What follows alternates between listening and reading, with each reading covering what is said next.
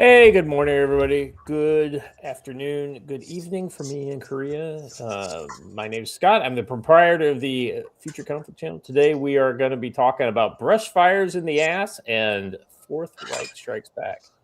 Yes, you heard that right. The A.S.S, the Association of Sahel States. That is a real acronym, so don't give me any shit. That's what we're talking about today.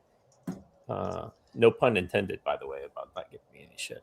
And I'll point out that the A.S.S is led by none other than Captain Ibrahim Traore, so we give him extra credit for that. That's right. If we're only, if well, I was gonna say, if only Djibouti could join, but clearly, I think Ethiopia must have joined because that was, in the inauguration of their membership, they expelled a large gas plume out the ass over Djibouti. I was just gonna say before we move on that we here in the Future Conflict Channel we're big fans of the Association of Sahel States. In fact, you might actually say we're assheads. We are assets. That's good. And who had someone expelling gases near Djibouti on their bingo card for this weekend? I know, right, Joe? When I saw that, I literally paused and thought Joe is going to pray to Jesus for giving him this ultimate mnemonic win. It was perfectly timed. So, yeah. But anyway, that topic is kind of a potpourri of just these small, obscure brush wars popping up in places that we generally haven't. We haven't really been featuring. Yeah, that'll be an interesting one to kind of get into. Let's see what else we have there. Benin, had a coup over the weekend. No big whoop. Attempted coup, right? Then it looks like Saudi Arabia and UAE are getting ready to re-invade Yemen again. And then what else is going on? What else we got on that list there? We got lots of things happening. Thailand and Cambodia popping off again, despite Trump's ceasefire agreement. And then who had Irish peacekeepers getting ambushed in Lebanon on their bingo cards? Not me, not this guy. But yet the Irish can't, Joe. They accept all these Islamic colonizers into their country, and only to get ambushed when they go to get schwacked by Hezbollah. Exactly right. So the world is never a boring place. And then on top of that, we've got a bunch of odds and ends for you. And then the kind of the big topic for today, and this is like almost the opposite of the Brushfires topic. It's this kind of far-reaching talk about, so if you were on X over the weekend, you saw the EU slapped a big 120 million euro fine on X. And basically, Elon Musk, declared them the Fourth Reich, and basically said, "I'm going to double down on what I'm doing, not do what you want." And which I don't know why you think 120 million EU or euro fine. Why that would be I guess that's one of those kind of things. To me and you, Joe, that would be crushing, right? But to Elon Musk, that's kind of like Tuesday. Elon Musk is pocket change. Right. He could lose $100 billion and be like, "What happened to that $100 billion? I don't know." Well, let's move on. Right. So anyway, but what that really exposes is how the natural authoritarian bent. And what I want to kind of talk about in that segment is this kind of cult of globalism, essentially and how they are helping kind of push the color revolution in the United States, and then go to the extent of going after American free speech platforms, right? So because the things that here's the thing, they don't want misinformation and disinformation. I understand that. I can totally understand. Nobody else does either. So, but what they also don't want are just people speaking their opinions, because that is not misinformation, and that is not disinformation. That is your opinion, and that's your God-given right to do, right? So that being said, EU is standing against that, and so we'll kind of dive into that. Joe, how was your weekend? it was good. I was at the Kalispell Gun Show, and I met some fans and made some new ones. So I had a good time just hanging out with the community and doing good things. Found lots of things I wanted to have. Fortunately, somebody bought the MP5 that was at the next booth before I decided to do something really stupid. Was it one of the clones? No, it's an actual MP5, but it's a civilian version. Yeah, I mean, HK bag and everything. I mean, it was really nice. The SP something. I can't remember. SP something. I can't remember. Yeah. SP5. Yeah. Yeah, those things are expensive, though, aren't they? They're like $5,000, aren't they? Yeah, so he was selling it for $4,000, and somebody bought it, but it wasn't me. But the good news is that I got to see old Hong Kong. He popped out to visit me, and that's always a good time. Always a good time. So we wandered around, and we actually met this guy who was selling knives there, and he literally gave us a history lesson on all of these various knives that he had for sale.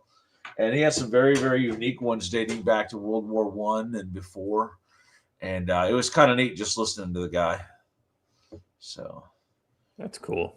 And be prepared. Shh, we don't talk about that. For the record, be prepared. I had in my hand an FAL bayonet, but I didn't know if you had one or not. So let me know, and next time I'll pick one up if you need it. That's awesome. Yeah. Watcher, how you doing, brother? Doing good. Other than sleeping in this morning. Yeah. Doing all right. It sounded like you were awake when he called. Yeah. Ish. Ish. Yeah. I got about 2 hours. So, but yeah. Doing all right. Spent the weekend watching European lawmakers try and pick a fight with the U.S., which I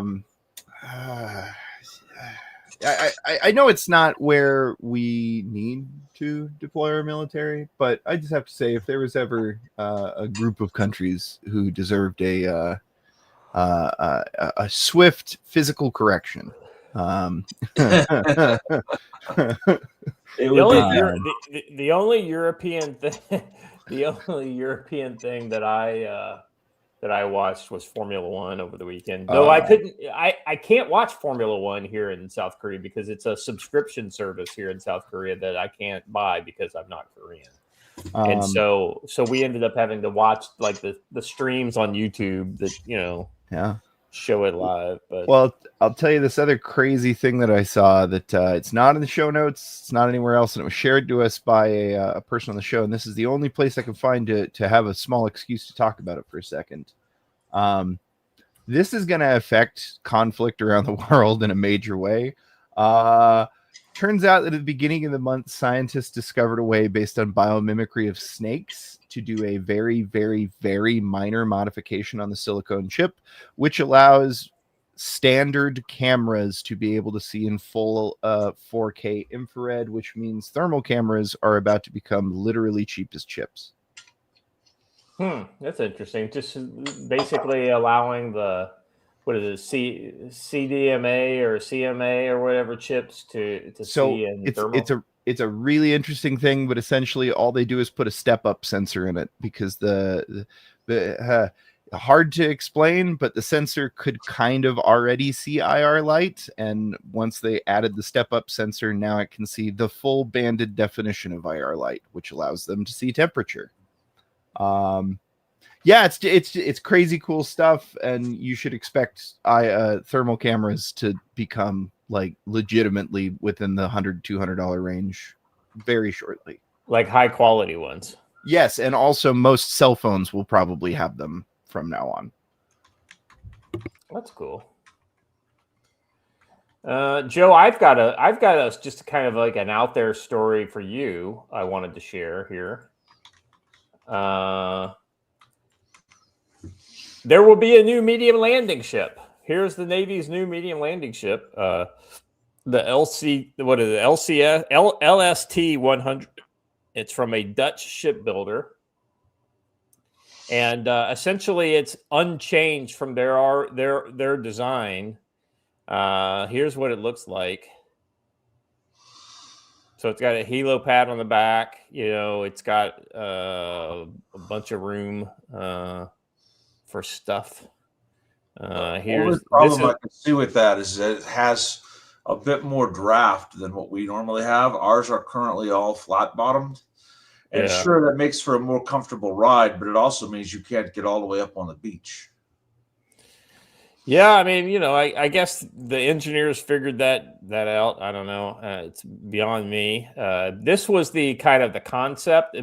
Basically, they had a concept to do one, but it was way too expensive, and so they decided to go with a one that was already built. Here is one of these ships here. This is in the Nigerian Navy. Has one. That cutout in the middle looks really weird. Right here. Yes.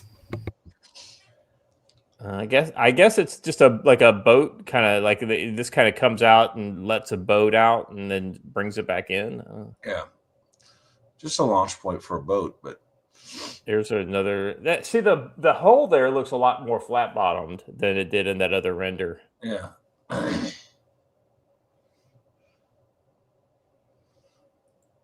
Anyway, at least we're getting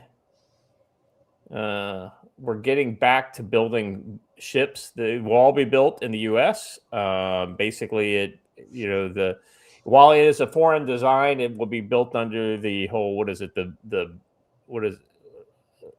like built in the USA kind of compliant.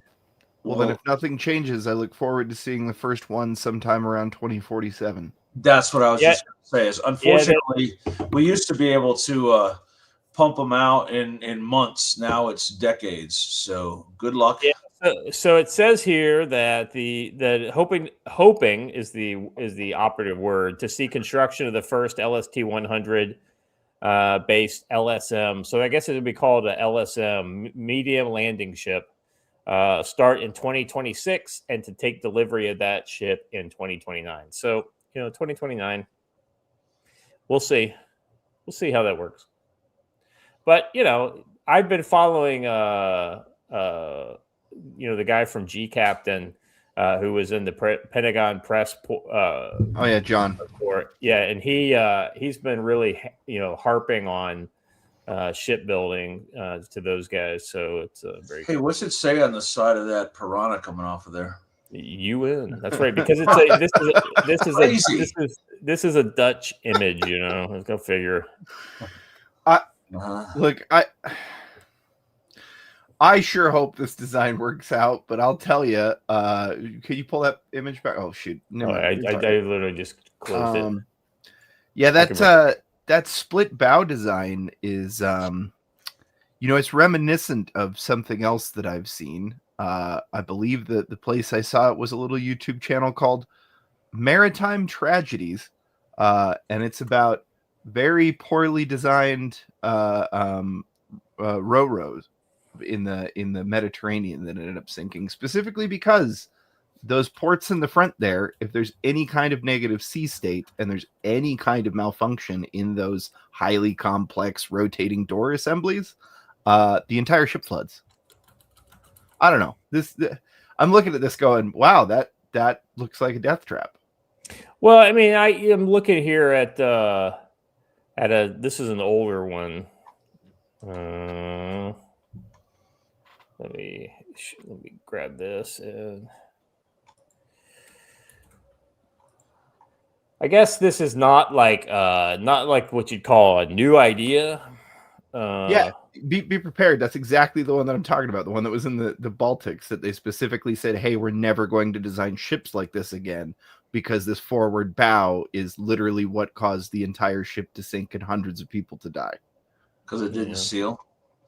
Well, I don't know how it more caused than like, hundreds of people to die, because there's like it holds a max of like 70. oh no, not this. That I'm talking about the ferry in the Baltics that we're talking about. Well, the Russians evidently have gotten one. That's a pretty big one right there.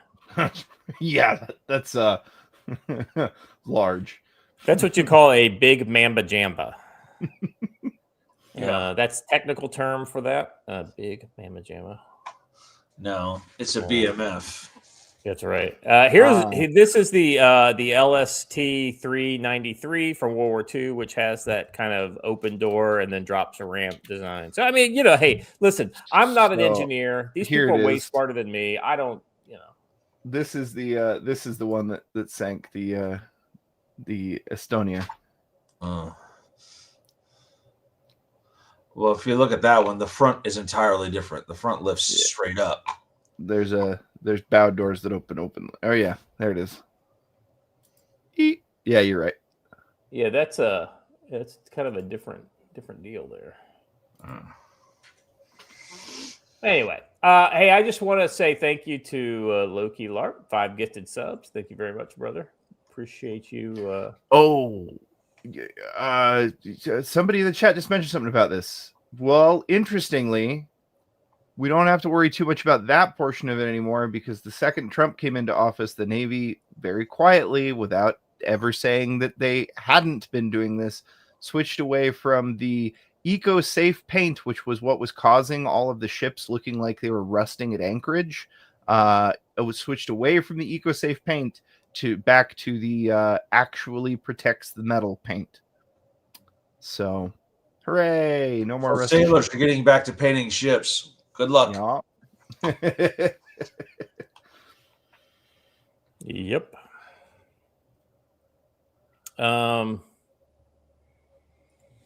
Gosh, guys. Ready to roll in them on ends? Yeah, the world's coming apart around us. But hey, good news is that Antifa took one on the chin here. Feds secure 2 new guilty pleas in historic Antifa terrorism case. 2 more suspects have pled guilty in the first federal Antifa terrorism case in the United States history. They admit to helping hide the Antifa fugitive gunman. 2 additional suspects have admitted to providing support to Antifa cell that carried out the shooting terrorist attack on the ICE facility in North Texas. God, this is Joe. This is how news should read: Antifa terrorist attack, not just the Antifa shooting, or you know what I mean? Like, well, it was literally an ambush. Somebody said, "How long before we have squad level actions?" I'm like, "Too late. Already happened." It's already happened. Already happened. Yeah. And the entire support network got involved with this too. The federal guilty pleas bring the number of convicted co-conspirators to 7 so far in the domestic terrorism case stemming from a July 4th, 2025 armed attack on a federal detention facility in Alvarado, Texas. 1 officer was shot in the neck but survived. Rebecca Morgan and Susan Elaine Kent pleaded guilty in the Northern District of Texas to providing material support to terrorists. Boy, I can't imagine they're going to get a very, friendly welcome to their Antifa ideas in the Northern District of Texas. Like you think they would. I know. The lack of eyebrows on the first lady is just very disconcerting. Let me just say, go figure. Let's see. Their pleas were signed weeks ago, but it was officially filed in court on November 24th. On or about 4th of July, an Antifa cell conducted an act of terrorism targeting the Prairieland Detention Center in Alvarado, Texas, which included multiple attempted murder of 2 officers in the United States government, and 1 police officer assisting. Both Morgan and Kent admitted to signed stipulated facts that, as part of their plea deals, that the Antifa cell's act of terrorism was calculated to influence or affect the conduct of the government by intimidation or coercion. I mean, this is literally textbook terrorism. It's not only the use of violence and force, but in order to bring about some sort of political coercion or other, objective. Let's see. Here's the stipulated facts. I mean, I don't know if we want to read this whole thing.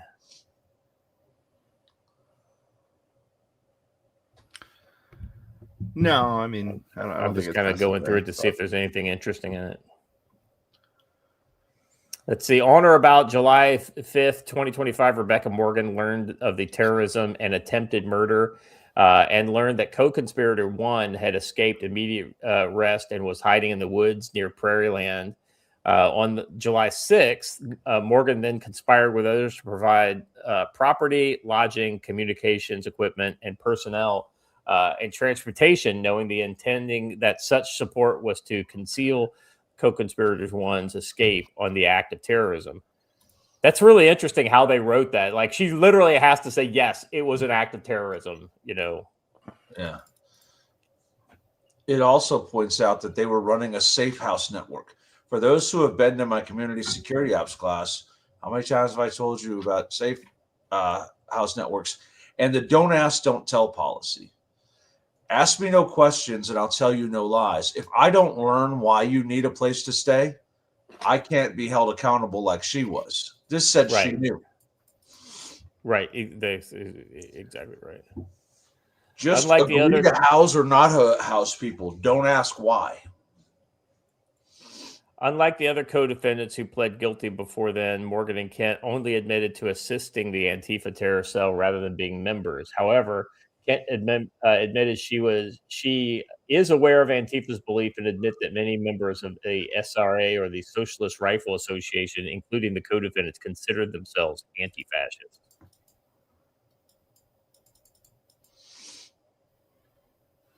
And here's the other. She kept him there for 8 days. Bad move. 2 to 3 days max at any one location. After the attack, the suspect identified in court filings as co-conspirator 1, who this journalist identified as Benjamin Song, evaded arrest and fled into the woods near the facility. It triggered a multi-state manhunt. Prosecutors say the fugitive far-left support network quickly mobilized to conceal and ferry him across northern Texas. Let's see. Morgan mentions the Socialist Rifle Association. Yeah. Morgan admitted that she joined the conspiracy dedicated to hiding the fugitive attacker in the days following the assault on or about the 5th. Let's see. I already read that part. Let's see.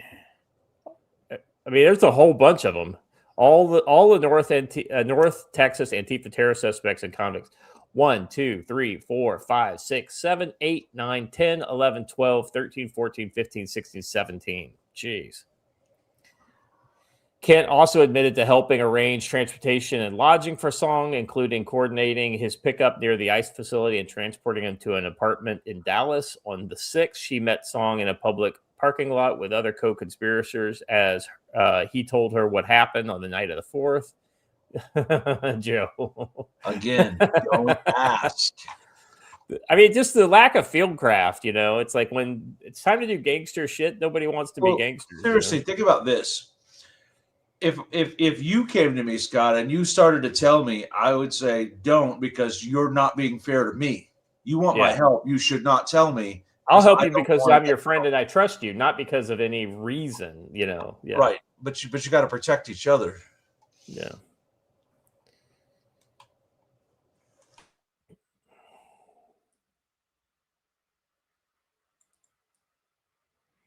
The convict, let's see.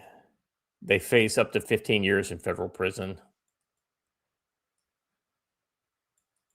Which it sounds pretty great, you know, when it could have been literally like decades. I'd like to point out that what Scott meant to say was lack of tradecraft, not fieldcraft. That's two different things. Thank you.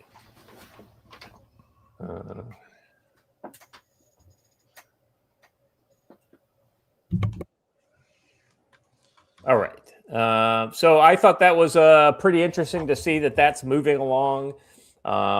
Nice to see these pieces of work getting their comeuppance. Couldn't happen to a better bunch of people. Exactly right. I couldn't ask for a better result. Yeah.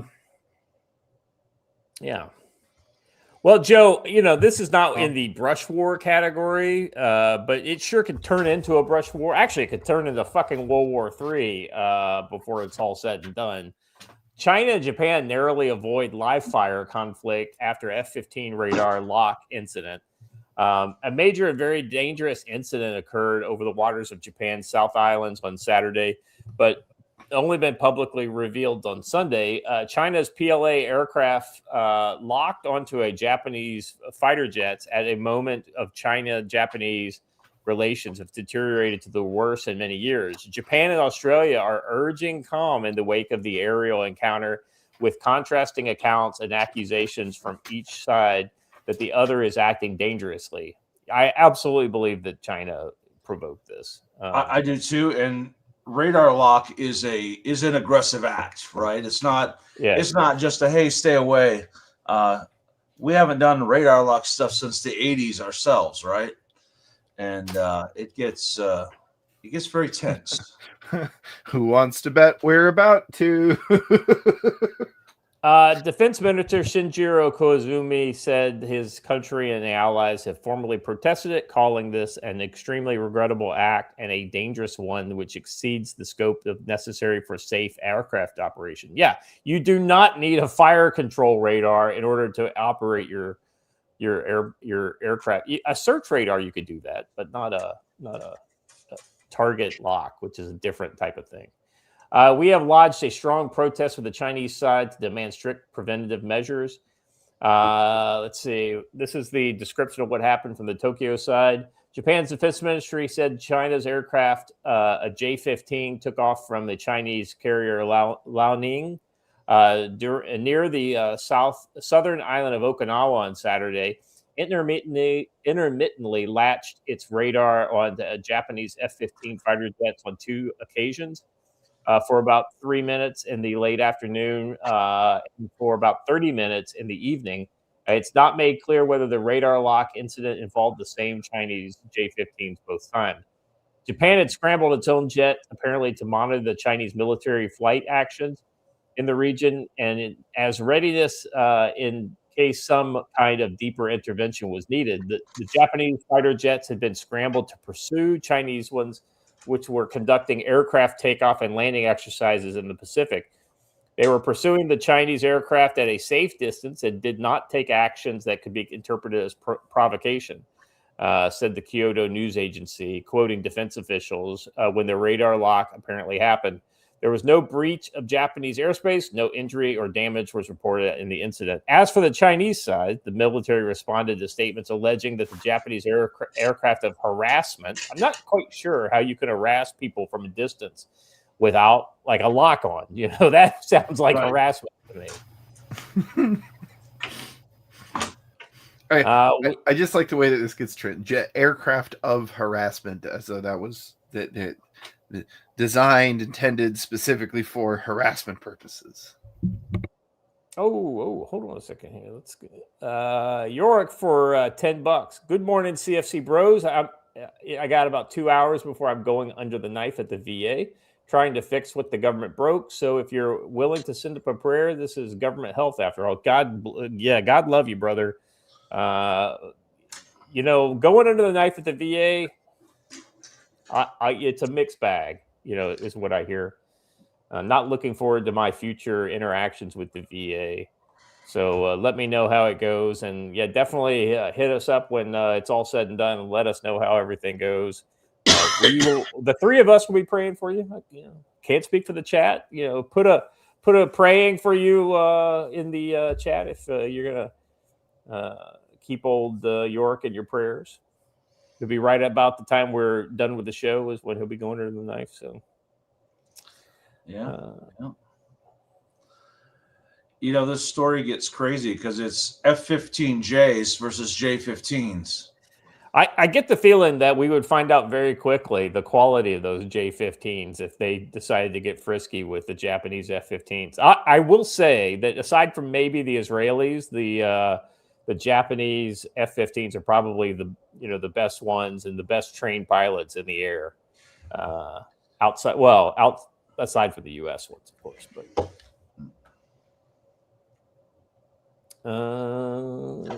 Ironically, they say, hey, the Chinese Navy was just conducting training in this area.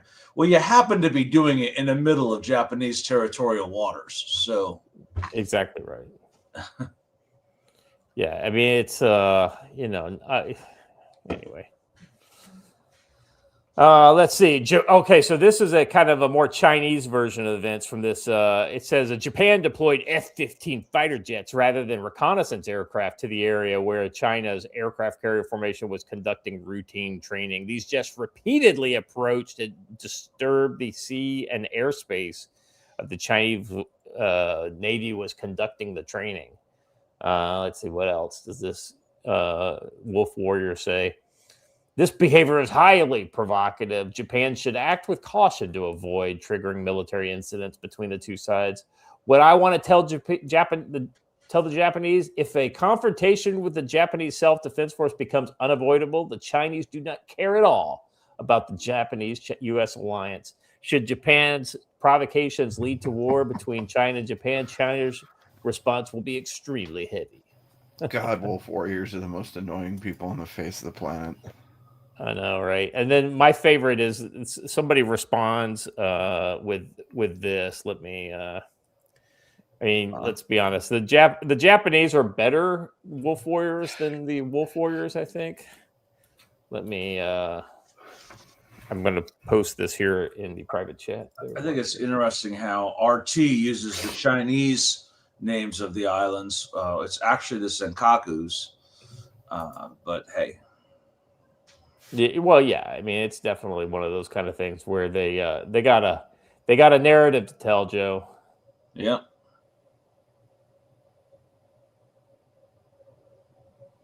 Let's pull up that link in the private chat there, Watcher.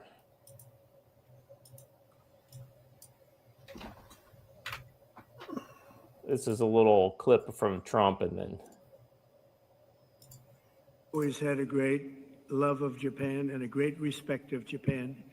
And I will say that this will be a relationship that will be stronger than ever before. And I look forward to working with you. And on behalf of our country, I want to just let you know, anytime you have any question, any doubt, anything you want, any favors you need, anything I can do to help Japan, we will be there. We are an ally at the strongest level.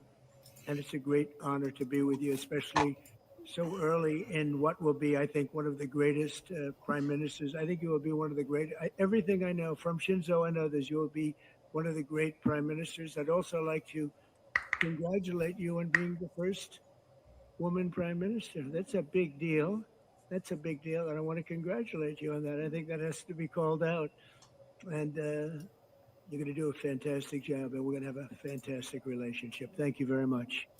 And then the next picture is this guy puts. So, I mean, if Japan were to get like China and start saying, well, we're going to reclaim things that belong. I mean, let's be honest. The Chinese have never owned Japan. They never owned the Senkakus, right? Whereas Japan actually owned a good chunk of China. So that map will fire up Russia too, because that shows Japan owning half of Sakhalin Island.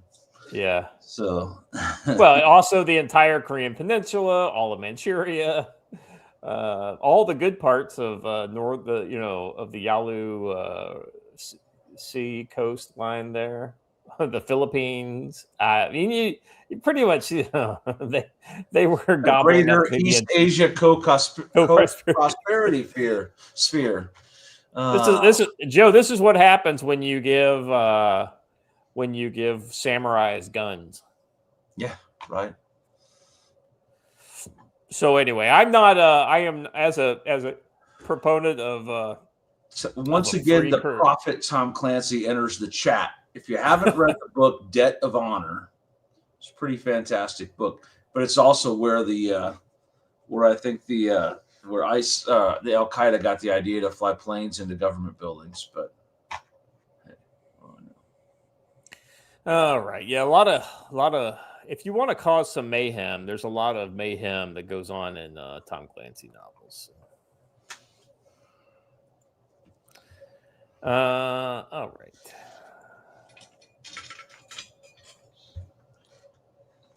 So this next one is kind of like, all right, I want to, there's all kinds of like stuff going on in the world, and we're going to kind of get into some negative, so the negative waves, Joe, but before we get into the negative ways, I thought if you, as a much better Christian than me, I thought I would let you take us through this one, because this is exactly the right mindset to have. Yeah, I'm when pretty it sure it was comes to Patrick who sent this to me, and this is just a great video. Just let him speak for himself. It's pretty good, and it's even better in the Nigerian pidgin language. So, I don't know whether I'll be the next, but for me, I've already told my family, my members, if they kidnap me, nobody should contribute 1 kobo. My grave will speak. My blood will raise war that will lead to Christian liberation. That day is coming. I'm just waiting for them. Even I will tell them, please kill me quickly, because nobody will bring kobo. And if they call home, they will tell them our daddy covenant last week that we should never pay kobo. Please kill him, because my blood will be useful while I'm in the grave. It will fight to finish him. And I know Jesus has approved that for me. I speak, I'll be more dangerous in the world of the dead. I will not even be in the world of the dead. I will ascend to paradise. But from paradise, I will make the Muslim uncomfortable, that will lead them to repent and accept Jesus Christ as their personal Savior. That day is coming. That's my own desire of my heart. And Jesus says, I will give you the desire of your heart. God says, I will give you the desire of your heart. I want to see Muslim repenting, Fulani repenting, accepting Jesus as their personal Savior. Thank you, my brothers. God is with us. Those of you that you have supported us through the media, through the social media, God will never forsake you. God will say, I was hungry, you feed me. I was sick, you visited me and taking care of me. I was in prison, you visited me. I was wounded, persecuted, you stood by me. Then God will say, well done, my servant. Those of you that you have supporting us, God bless you. God bless you. God bless you. God bless you from my heart. That's his message. And let me tell you this, man. We need American pastors to get to this man's level of conviction and power and strength. That man is literally fearless. And I've frequently said this, that I hope that when that time comes, they're standing over me with a sword, I'd have that man's level of courage. But hey, I just thought everyone would want to see that and listen to this guy. He lives under threat of being killed every single day. And he's like, fine, let them kill me, and it will awaken something amongst my people. And man, we need more men like that in the world. I'm just saying. So great video. Yeah, I tell you, that's, when one of the things that gets in the way of so many Christians that to embrace, to feel that way, is our love for the material world, Yeah. Whether it's Gucci handbags or Gucci HK firearms, right? It's like when you start to love the material world too much, it gets in the way of ever really kind of embracing, leaving it all behind, right? And so the quicker, I think that's something that naturally happens as you get older. You realize that the material stuff isn't as important. I think this is a bigger issue than that. I'm waiting for all the Christian churches to tell us how wrong he is for saying this. But I'm going to be honest. our comfortable lives make it easier for us to say, "Oh, that guy's over the top." You don't have to be like that. Yep, 100%, He Joe. literally lives somewhere where he can't buy material things, and people want to kill him for his beliefs. And that guy right there is more of a true Christian than the vast majority of American Christian pastors.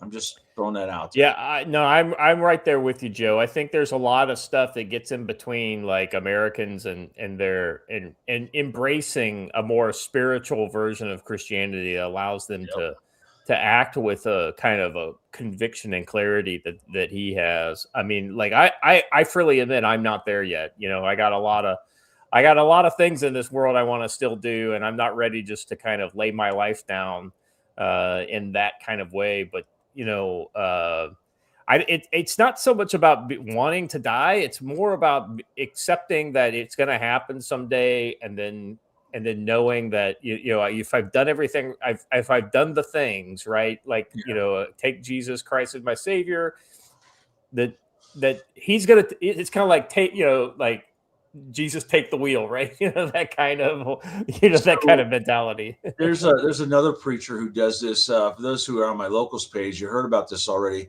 in Maccabees, right? Towards the end of the war between the Greeks and the Maccabees who were rebelling, they captured one of the Maccabees priests, and they're trying to convince him to convert. He's like, "Nah, I will never denounce God." And they got him up on stage in front of a whole crowd, and they send one of his friends up to talk to him. And the guy kneels down and says, "Hey, listen. They said it's okay if you don't believe it. They just need you to renounce God up here and acknowledge that the Greek gods are real. They know you don't believe it. You can still worship God. You just have to lie." And he said, "They better get their sword and kill me because I will not do that." And this guy is of that same cloth, right? And that's pretty cool. Yep, you're right on the money there. I don't know that we need to go too much more into depth on this. I think this guy just provides us a great example. It's a good reminder. It's a good reminder of what's at stake. Exactly right. I mean, you could take this guy and transplant him into Syria right now. You could transplant him into Lebanon right now, which I guess some would say Lebanon and Syria are the same thing, but they're really not. Yeah, the people in those places would disagree with anybody who says it's the same, but transplant them anywhere in Europe at the moment. Well, you know, that's it's interesting. There's a lot of places in the world where there are things going on. So let's maybe well, if you know, before we do that, Joe, let's talk a little bit about tactical-wisdom.com. Hey, how about that? There's a new article up there that I put up last night, which is pretty good. Like I know we all talk about our EDC stuff, but how often do you actually carry all of your stuff? I'm betting it's not every day. It's probably most day carry and whatever. So you gotta get out there and actually carry this stuff and be out there. And I even quote the Havamal from my my Norse pagan friends in there. Never should a man set a foot upon the road without his weapons of war, for he does not know when the need may arise for a spear. But anyway, good stuff out there. Read it, learn it, do it. Our training classes are up there for the winter. The January classes, I've got a class this week on winter survival. And then we're going to do that again next month, along with winter fieldcraft, where you can learn a little bit of an alteration to the fieldcraft skills for wintertime. And we're going to have a combatives weekend. So we have a lot of things going on this winter. We're still open. Just because it's the snow doesn't mean just because there's snow around doesn't mean we don't have to train. And Alpha Charlie Concepts, you work literally 13 feet from where you sleep. So knock it off.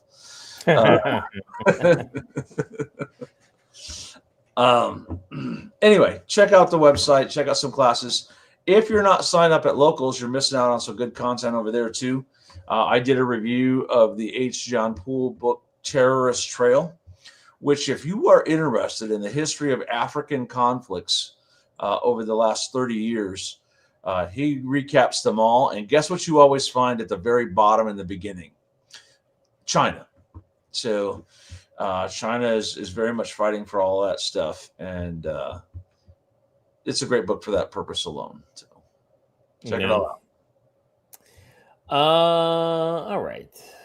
Let's do the brush beater ad. I got a banger today. All right. So welcome to Council on Future Conflict, where tonight the map is lighting up. Brushfire wars erupting across the globe while the EU, the globalists, the Fourth Reich, whatever you want to call them, try to ignite a full-blown color revolution right here in American soil. When the brushfires spread and the color revolution playbook gets rolled out, only one thing matters: being ready. That's why we're proud to have Brush Beater Store led by NC Scout, arming you with gear that owns the chaos. Right now, Brush Beater is stocked deep on Kyber optics, the real deal stuff to trust when the lights go out and the streets fill up with paid agitators. You got the PVS 14 Kyber optics Generation 2 white phosphor night vision. It's you break it, we replace it, guarantee on it. Definitely check that out. See the night like it's daylight. Pair it with the Skull Crusher helmet mount for helmet-free night ops. Daytime, the Kyber Optic MDO close emitter shake awake 50,000 battery hour because color revolutions don't respect a curfew. And the Kyber Optic 1x6 LPVO for those who need to reach out and touch someone past the barricade. Test them for yourselves in the dark room at Brushbeater's Yanceyville, North Carolina showroom, or grab them now at brushbeater.store/collection/optics. Use code CFC10 for 5% off all Kyber optics. Night vision, radios, medical training, everything. Orders over $100 shipped for free. Big thanks to Matt for keeping the Council of Future Conflicts on the air. And if you're ordering this for Christmas, you better get it in soon. You might actually be up against the deadline already for Christmas orders. So act quickly. Head to brushbeater.store, punch in code CFC10, and make sure the brush fires come home. You're the one who sees first and shoots free. All right, back to the show. Watcher, what would be kind of fun to do would be to make a canned one of those that we could just play. Agreed. That has like sound effects in it, and some video from trainings and that kind of stuff would be good. All video of the actual products. Yeah, I think that'd be cool. We should do that. We could up our game. I mean, the live unique ones are cool, but at the same time, I think maybe we could up the production value there. And by the way, chat, I want you guys all to give Watcher shit because he's already told me this privately and off air, but I'm going to dox him. He promises to in the new year to start working on a new opening. So, yeah. Speaking of doxing, happy birthday, Scott! Yeah, there it is. Yeah, I was waiting. I totally forgot to. Oh my god! In the Marine Corps, you don't let anyone know it's your birthday because they do terrible things to you. It's thank God I'm not like co-located with you guys. I mean, it's the same way in the Army. Yes, I am. Let's see. I don't need to speaking of doxing, I don't need to tell how old I am. I am 38. That's how old. 38 again. Yep. Again. That's that is generally how anyone should answer that question. As long as I don't take my hat off, I don't have to really admit how old I am because you can't see my gray hair. When I got the hat on. Happy 38. Look at it's almost like you believe me. All right. Thank you very much for the happy birthday witches. All right. Let's move on to our main topic here. Brushfires in the ass, Joe. I mean, it's almost like somebody wants to give you things to talk about. Well, wait. They wanted to bring up Djibouti. Yeah, I was gonna say I thought there was a video we were supposed to watch first. Yeah, we already watched it, didn't we? Have the smoke going across Djibouti. Yeah. Did we watch the video of it? I don't think we watched did. the video of it. We talked about it though. Let me pull it up. Yeah, pull that up while we're doing this. First of all, at some point, Ferrari sat in his little office in his really cool camouflage and was like, I need to come up with a new name for this group. ECOWAS isn't working, and none of these other ones are. I'm going to call it the Association of Sahel States. And his people are all so afraid of him that they were like, nobody said, that spells ass. So I just, before I put this up on the screen, I just want to say that I believe that this is proof that we deployed chow hall eggs to Djibouti as starvation relief. Yeah. Listen, when this happens around Djibouti, you have some problems. Well, the irony is they really on hand. Real quick, I think there's audio. There's no audio. It's rap music audio. Yo, Joe, I think what they really were doing was trying to shit all over Yemen. Because it looks like Yemen got the brunt of it. Yeah. That's pretty funny. All right. Yes, that is a completely dead volcano that basically woke up and say, "Oh, I'm alive." All right. A group of soldiers stormed the headquarters of the state TV channel in Benin and announced their military junta had taken control of the country. The coup failed, and they were arrested within hours by soldiers loyal to the president. Now, Joe, I wouldn't want to be any of these guys because an African prison is the last place in the world that I would ever want to end up in. Right. And that's exactly where evidently these guys all ended up at. It makes me wonder. In launching a coup is to learn how to properly put on a helmet. A helmet, that's right. Yeah. The guy to his left, immediately to his left, kind of, you feel like he's like the only one who's really trained. Yeah. Yeah, the other guys are wild. That guy's probably the advisor from Burkina Faso. Somebody texted me about the guy in the red and was like, that is rerun from What's Happening. You're right. Oh, I can't unsee it now. That is Rerun. Rerun used to wear the red beret all the time on the show, and that's right. I just have that guy though, wasn't he? He was. I just have to say that this guy spent at least 5 minutes in the camera perfecting the cock of that helmet before he allowed himself on film. Yeah. You say, yeah, basically. Yeah, this is helmet or kettle. I'm just looking at some of the. I give them an A for effort. You know what's the other thing I can't unsee? Like I had always kind of subconsciously realized this was a thing in the back of my mind, but now that you said it out loud, I can't stop myself. How come every time you see Africans in camouflage, every single one of them is wearing a different camouflage? Yeah, I said that earlier, right? You never see anyone in the same uniform in Africa. You could have 15 troops from the same army, all dressed differently. So here's a little bit of background on this. A group of 12 to 13 active duty soldiers led by a Lieutenant Colonel Pascal Tigri, I guess that's the guy speaking there, an artillery officer from the National Guard with no prior public profile, driven by grievances over the President Talon's authoritative drip and poor handling of Northern Jihadist insurgency. They briefly seized the state broadcaster to announce a takeover, but were quickly overwhelmed by loyalist forces, with most arrested. And Tigri, the leader of the coup, is still at large. That makes me think that there is definitely a support network there. Yeah, well, it's interesting. It seems to be a classical African operation with outstanding planning. But interestingly, Nigeria intervened to put an end to this, which I found interesting.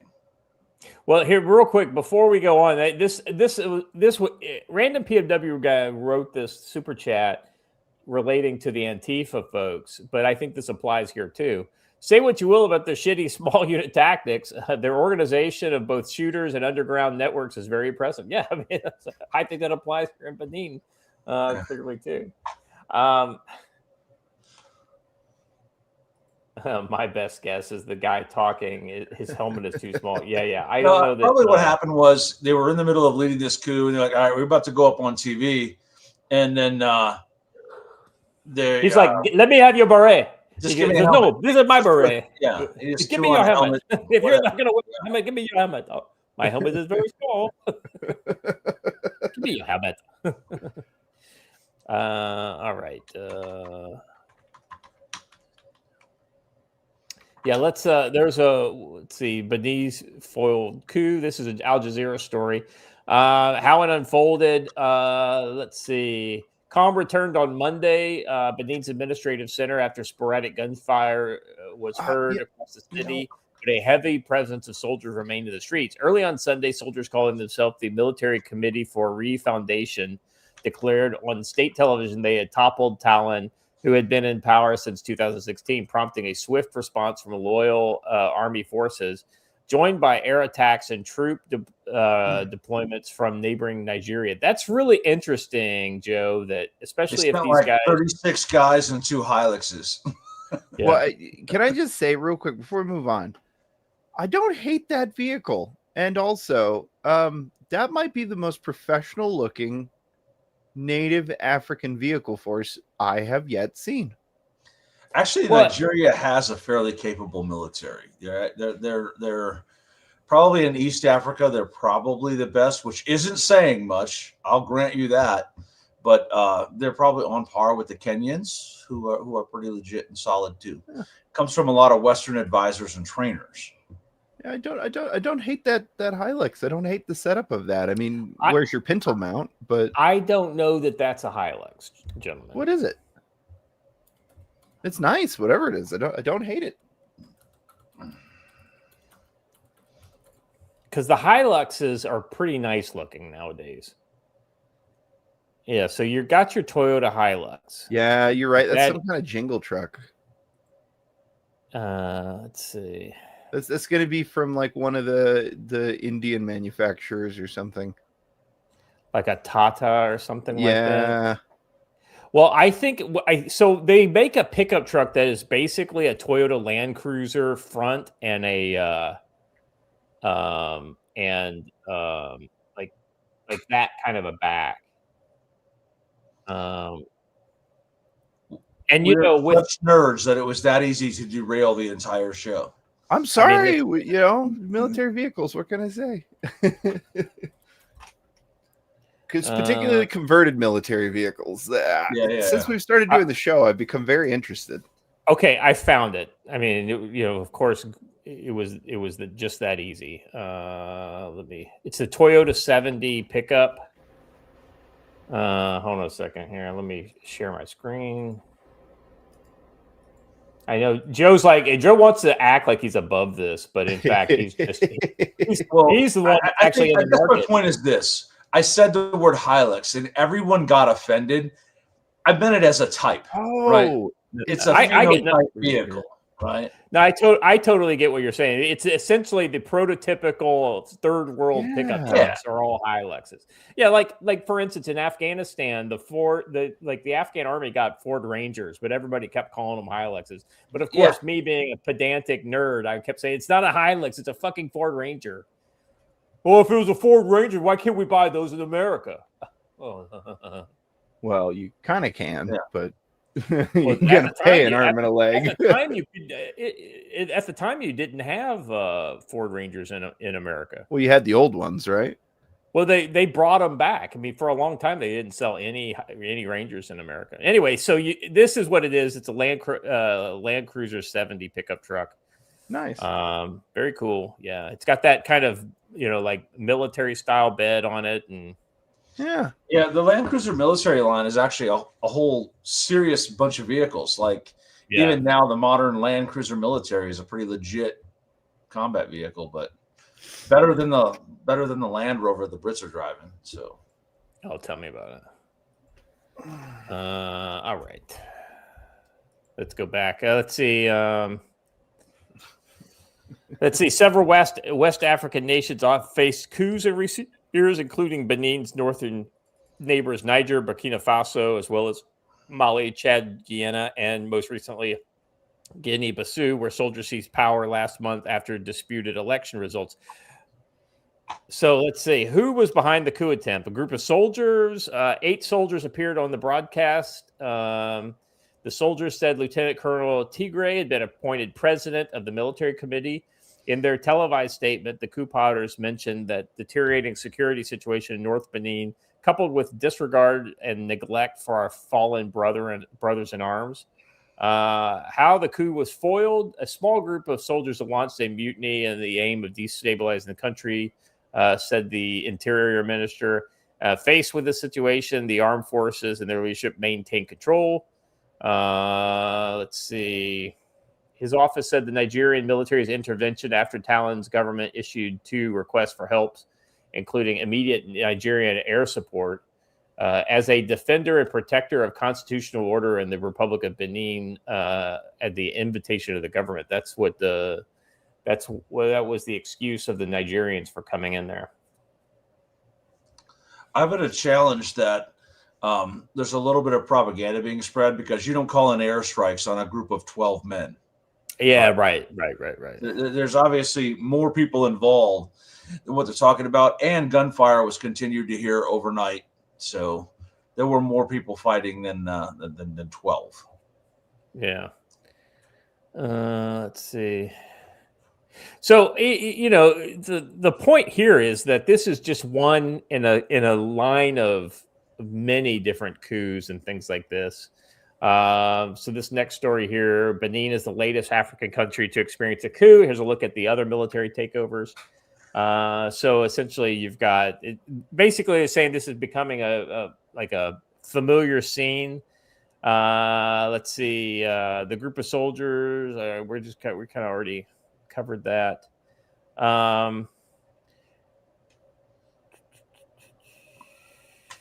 Yeah. Mali is one of the tripartite groups of landlocked Western African countries, along with Burkina Faso and Niger, run by military juntas who have now formed their own bloc after breaking from the economic ECOWAS and firmly stated their objections to returning to democracy.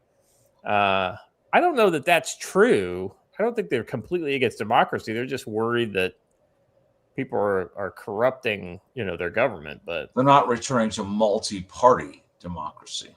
Yeah. Well, the interesting thing, what I think you may be seeing is democracy is so susceptible to corruption that some of these people are like, listen, we need a strong man. Basically, like one guy to just kind of kick the rest of the country in the ass in order to get things going again. I mean, let's be honest. That's how South Korea became South Korea. Is essentially in 1961 or 62, a dictator took over South Korea and ran it until 79 when he was assassinated by his supporters, and then other dictatorial people took power until 85. It's not good for freedom, but at the same time, it can sure kickstart your economy. I mean, in Burkina Faso, Joe, we've seen a lot of improvements in that country just in a short period of time. Are you going to sing the praises of Ibrahim Traoré now? Well, I'm not singing the praises. I mean, you kind of showed me a story once. It was like, oh my God, look how good it looks in the capital there. It's it used to be a shithole. The irony is that. It's if these people wanted something different, they would rise up against these guys. Because I mean, if you can do a coup with 12 people, and we're at risk here, and I think Don needs to see this. In September, Captain Ibrahim Traoré, the head of an artillery unit, ousted Damimba. Uh-oh. Never let the redlegs anywhere near the positions of power. That's exactly right.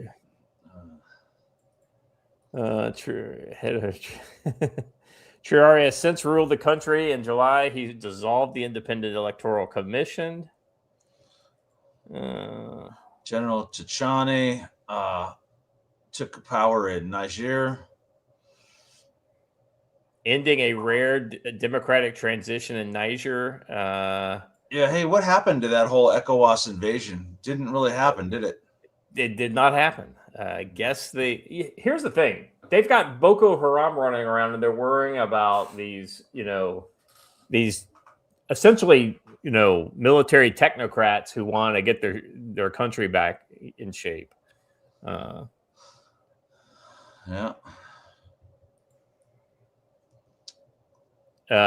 Bryce Uliji Nguma, a cousin of Bongo, took power and has since ruled Gabon. He announced the winner of the presidential election in April.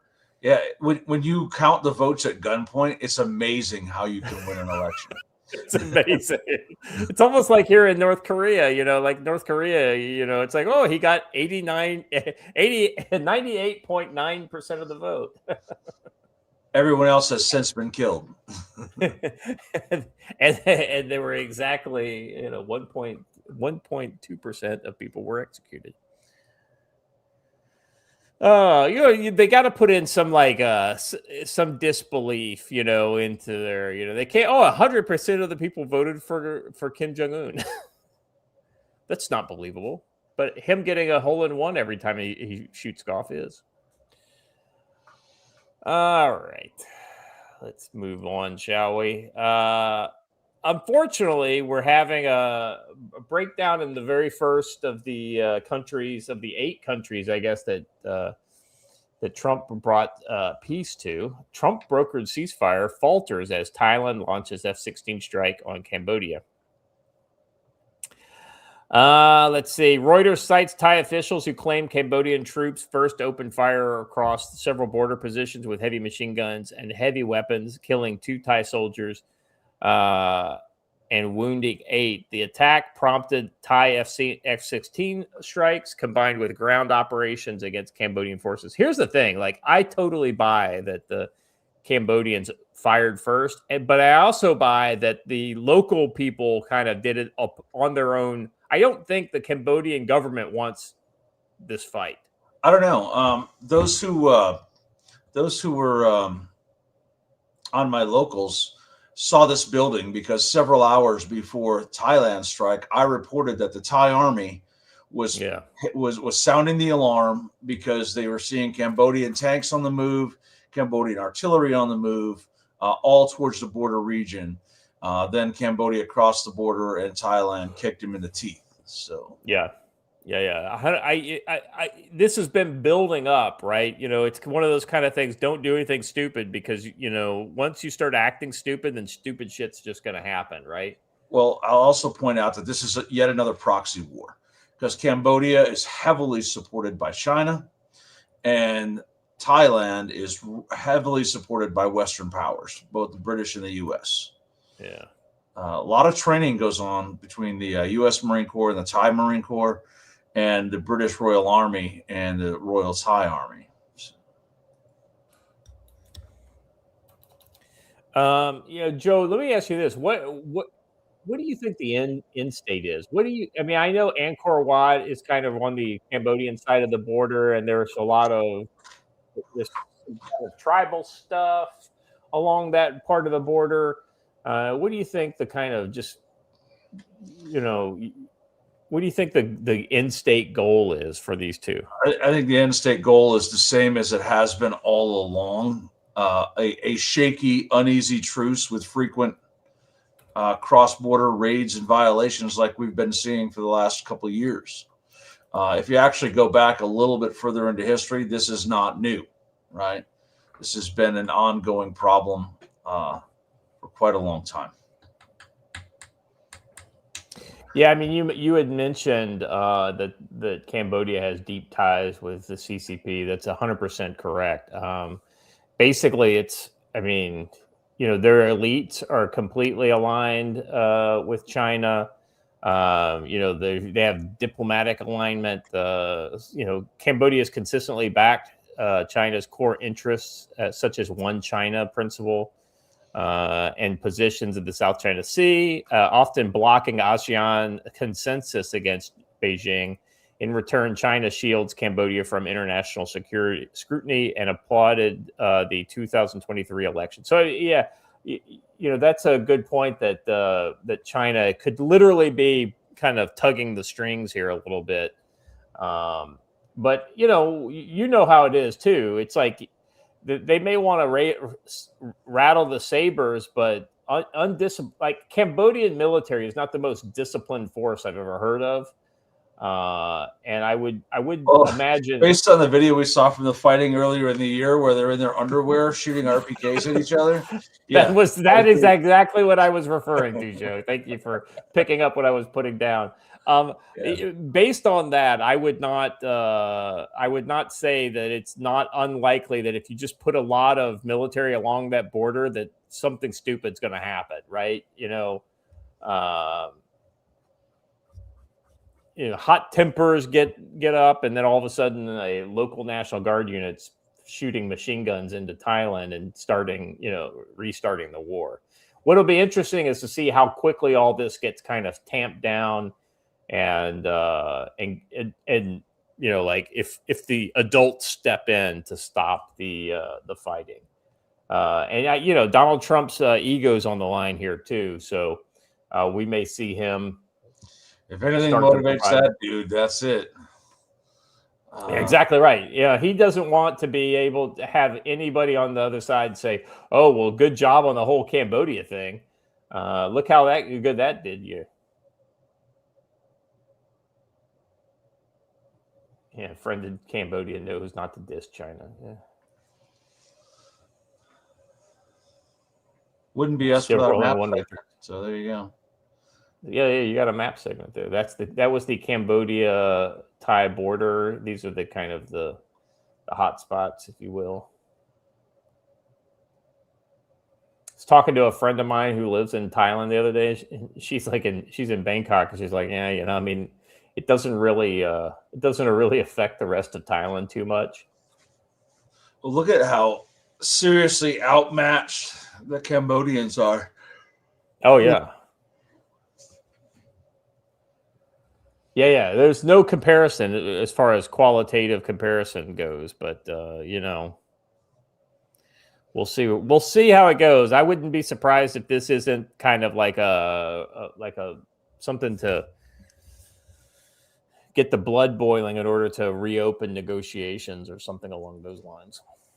So once again, another brush fire that's popping back up again that the regular media is not going to, keep in front of you. Hell, if you didn't watch this show, you probably might not even heard about this.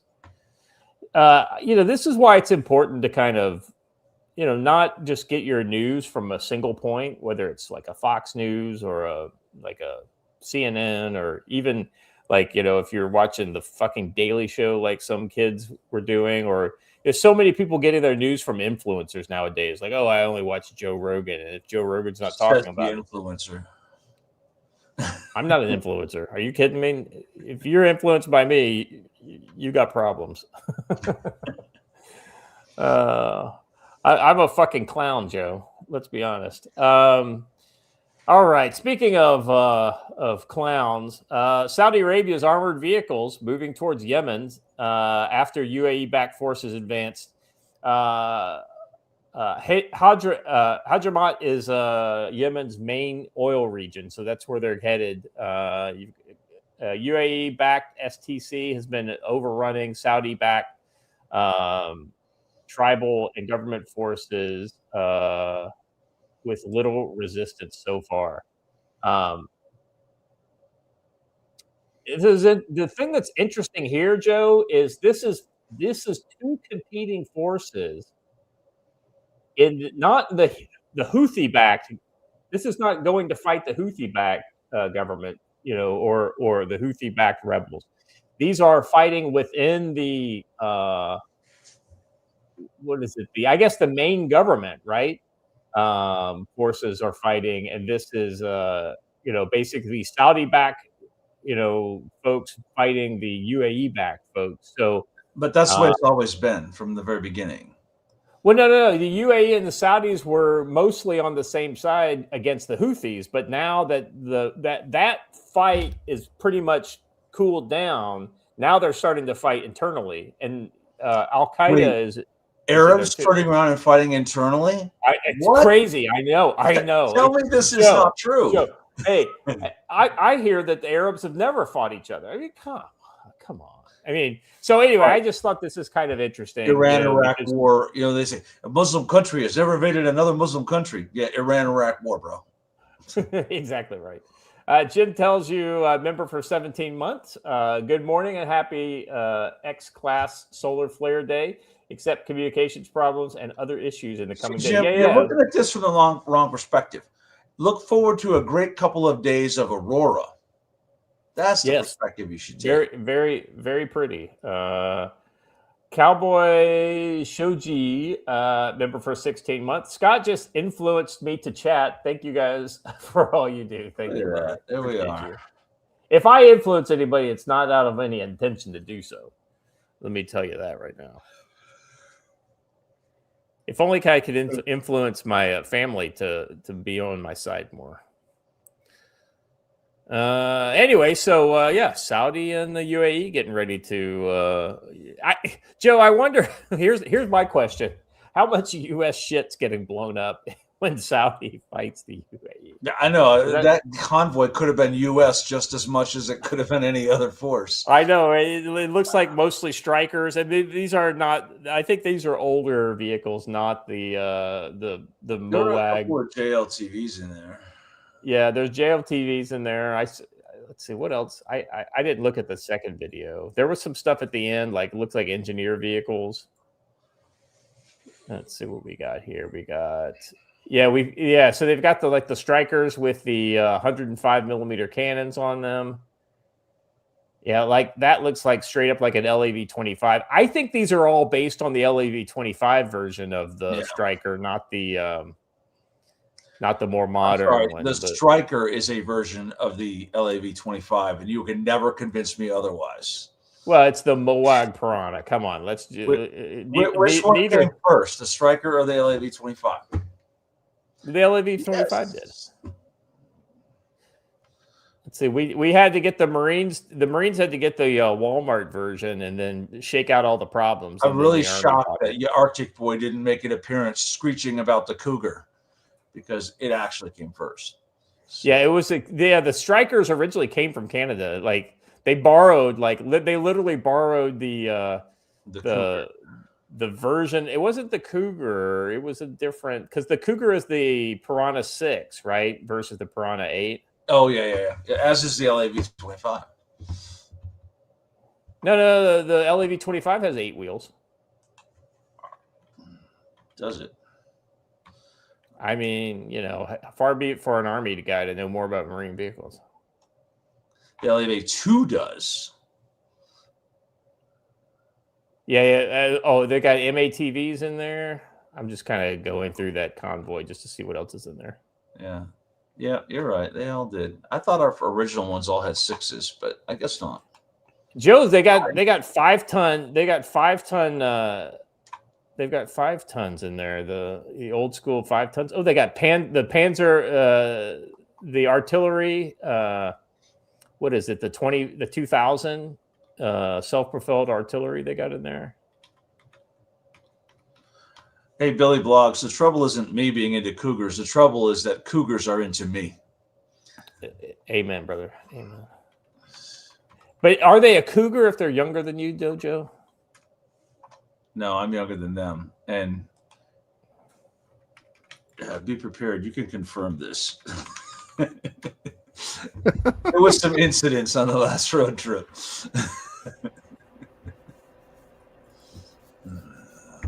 All right.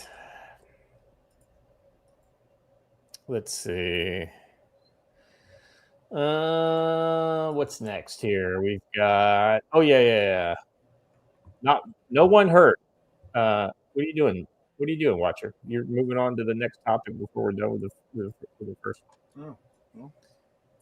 No one hurt as Irish peacekeepers come under fire from militants in South Lebanon. Now, speaking of that vehicle, this is another version of that vehicle. This is a MOAG, version. Joe, this is the same type that Saudi one was, because it doesn't have the thing in the middle. Between the second and third axle, there's a something in the newer ones. Members of the 127th Infantry Battalion patrolling near the Hezbollah stronghold bit the deal last night when they were fired upon. I just realized something. What's that? They must have thought when the badges all said IDF, that they must have really thought that they had something. I know. I was gonna word my article that the IDF comes under fire, but not the one you think it was. Not that IDF, the other IDF.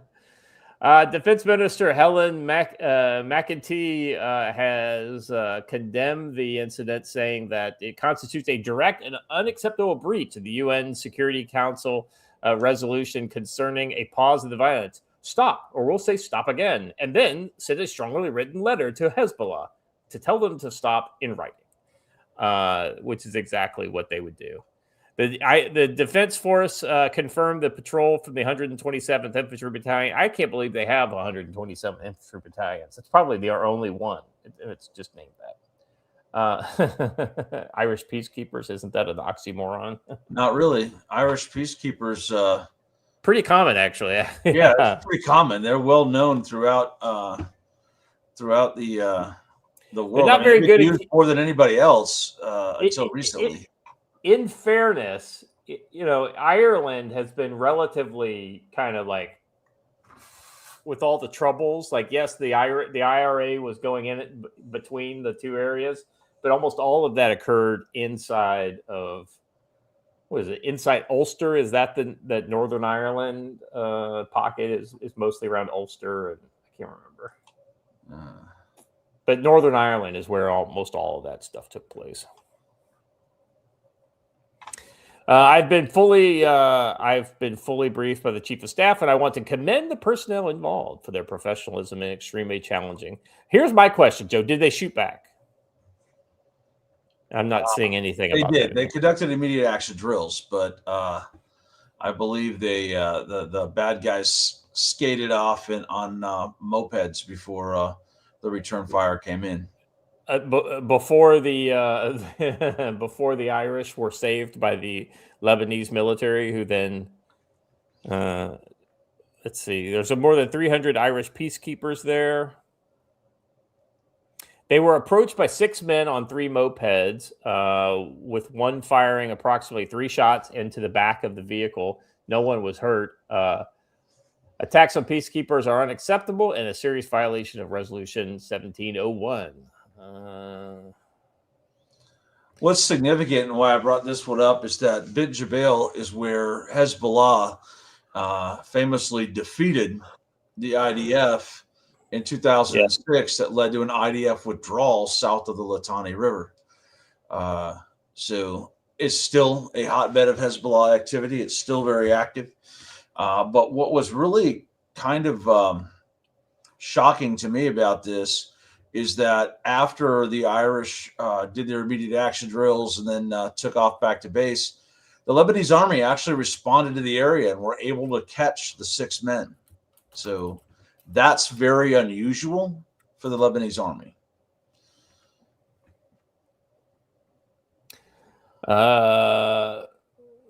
Hunchner Roofer. Yeah. I was to say, Hunchner Roofer for $1 over on Rumble says Jodoville round 2. Round 2. Anyone? Yeah. Hey, listen, the guys at Jadaville did pretty good with what they had, so they held out pretty long. But I meant his other one where he says, that's your first sign, 6 guys on 3 mopeds. Yeah, drivers and gunners, right? That's kind of how that works. All right. That one wraps that one up. Anything else on brush fires? Any other brush fires that you see kind of like either simmering, maybe they're not fired up like these are? Yeah, there was a terror attack on Guadalupe Island in the Caribbean.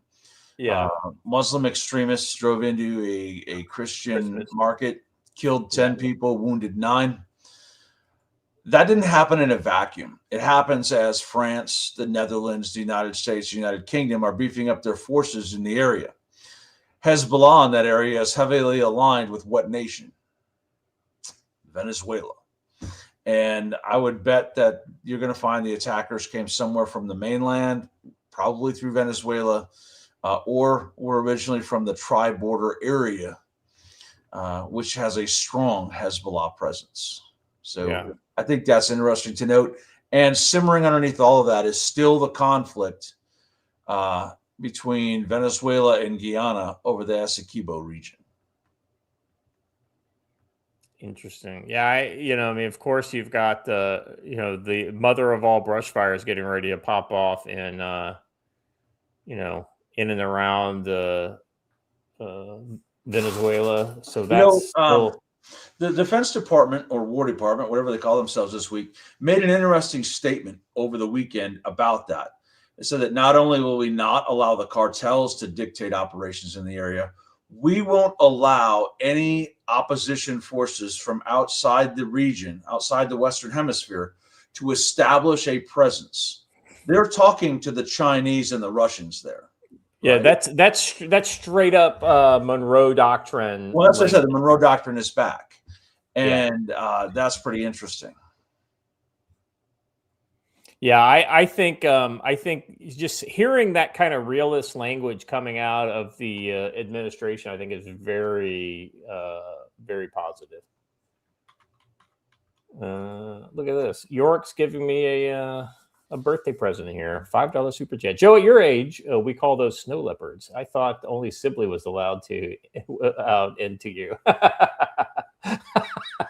He's saying all the things that he can say before he goes under the knife because he knows that at the VA, York, I have sent an antenna like this down to your VA doctor. He's going to insert it somewhere. I'm just throwing it out there. Very good.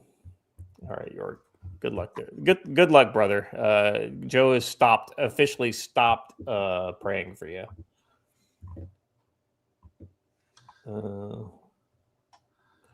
Let's see. Jim tells you, have you guys been paying attention to stuff happening with El Chapo's kids turning over El Mayo and the feds and the arrest on Obama's DEA boss for working with CJ? No, I haven't really. I remember hearing something about El Mayo being arrested recently. Months ago. Yeah, that was a while back, but the Obama DEA boss thing is a new revelation, but does it really surprise anyone? Right, that's exactly right. I mean, the fact that the Mexican president is practically the guy's in charge of the financial crimes investigation for the DEA, and he's like, man, look at all this money these guys make. I wonder how I can get my hands on some of it. And they're like, oh, we'll just give it to you. That's not surprising at all to me. Yeah, no, I mean, when the president is on the fucking payroll of the cartels, it shouldn't surprise you. All right.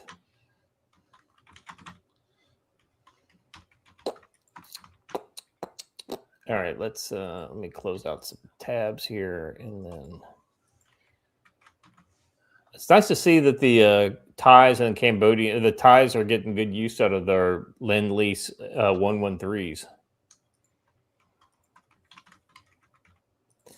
All right, this next segment is, so let me just kind of preface this. Joe, I'll give you an opportunity to kind of like jump in on this because you and I have talked about this in other times, because this is a more of a kind of a deep meta story versus about some specific facts, but this is absolutely one of the engines driving conflict in the world and definitely future conflict. So what I'm trying to kind of do here with these three stories is paint a picture that there is rising escalation essentially from, well, you can call it shadowy origins or communists, kind of soft communist, democratic socialists, if you will, in that are basically they're executing on the European civilians right now, and they're building up, to a clash with the U.S. And so this proxy clash was seen over the weekend with the whole calling out Elon Musk and X for promoting free speech, right? And so basically what you've got is a narrative movement that culminates in some sort of call to action by the Europeans against, forces. Like if you go, you're like, hey, we're going to go against X. We're going to find them, call them out. And then what happens? Well, X became the largest single news app in Europe over the weekend because of this. So you Streisand affect your enemy. So not only are you being stupid in how you're doing this, but you're showing your hand when you go out this way. So let's see. All right, so let's start with the big picture. So this is the key to understanding the cult of globalism's war on the West. Let me. I thought I had the article open. Of course, I don't. Here we go. So watching this image almost would have been a great thumbnail. The whole kind of that's like not a bad one. Dystopian, kind of thing. Let's see. The culture war in the Western world is currently hitting a crescendo. At first, the media said it was a conspiracy theory being amplified by a fringe minority of radical right-wingers. Then they admitted the conflict was real, but claimed that conservatives were monsters trying to dismantle democracy. Today, the culture war has become the dominant issue of our age, with the debate echoing through the halls of the White House. Leftists hope that they could make it all go away by dismissing it. They hope they could continue with their ideological takeover of at their leisure, but they failed. The rebellion in the U.S. is produced as a product of decades of effort by liberal advocates, and it's finally bearing fruit. However, I think many Americans and some Europeans are discovering the movements like progressive wokeism, which is essentially cultural Marxism, are much more than a mere reaction to the return of conservatives to the culture space. The fight that's happening in front of the curtain is only a dim reflection of the fight that's going on behind the scenes. Joe, Watcher, that as a kind of a general thesis statement, I think is pretty strong. Where do you guys fall on this? I'm sorry, I fell asleep right in the middle of that. I agree with it. Obviously, I mean, whoever this is I mean, we could just not talk about this and we could call it a day. It's my birthday, so I'll go play video games for the next hour and a half or so. No, I'm just saying that, what you're doing here is telling us things we already knew, right? Yeah, I got it. I know, but I'm trying. Like I said, this is a meta narrative, right? And like the thing that happened over the weekend is just kind of the latest thing. And so for maybe somebody who's joining us for the first time, I want to establish the baseline of the discussion, like what we're talking about here, so that as a whole, from another planet, because this has been going on for a while. So you're right. Yes, this weekend is the latest battle in this. I guess I'll agree with that. And where it says that I think many Americans and some Europeans are discovering that progressive wokeism is more than a reaction. Yes, that's something that should have gone on for a long time, and we call that, becoming aware, right? I don't know where you're going with that, I guess. Right. Well, I'm just preaching to the choir here, right? Right. I mean, I'm just trying to lay down the background so that, so like I said, if somebody's coming into this late in the game, right? But laying down the background to this is like, you have to have not paid attention to literally anything, not turned on a television, not opened up any sort of a social media app in at least 10 years to not see this. Right? Maybe, or maybe just, I think normies. I think a lot of people are waking up now. Like, I do think an example of your point though is Matt Van Swol, the guy who is doing all the reporting out of North Carolina. He's like being dumbfounded by these things that we took for granted because he believed like he just found out that Michael Brown was a lie. right? Hands up, don't shoot was a lie. And I'm like, where have you been? How? Yeah, I mean, so I think the key thing is to understand who the enemy is, right? And this is the kind of thing that, like you may not like woke stuff, and that may be what wakes you up, right, to this. But that doesn't mean you know who these people are, right? And so essentially, what you're looking at are globalists. A globalist, they're rooted in cultural relativism. Like anything you can always make an excuse why anything is okay. This is why they say, oh, the Nazis are bad, but if I did I did that kind of thing, it would be okay because I'm doing it for the right reasons, right? So nothing is ever inherently evil. This is the kind of thing that you find in all these atheistic kind of moral philosophies. Biological relativism, right? Like the whole idea that a man can be a woman if he says he's a woman, right? Because it's it's the idea that if you think it, then you construct it, a reality to support it. And this is the kind of stupidity that has gotten us where we are. Let's see. So, this kind of gets to the idea of rights, Joe. When everything is relative, then nothing is ever black and white, And so rights at the same time don't mean anything. And this the whole point we're going to get to here is talking about the right to freedom of speech. And so what do we do, right? Do we fight back? Do we kind of just not play their game? Can you not play the game, right? Can you be a passive observer and avoid this? I think the answer is no. Is there anyone who doubts my position on this? Well, it's not a question, right? It's more a rhetorical statement, right? You're like at a minimum, you got to say something, right? You got to stand up for what you believe in. You have to argue online,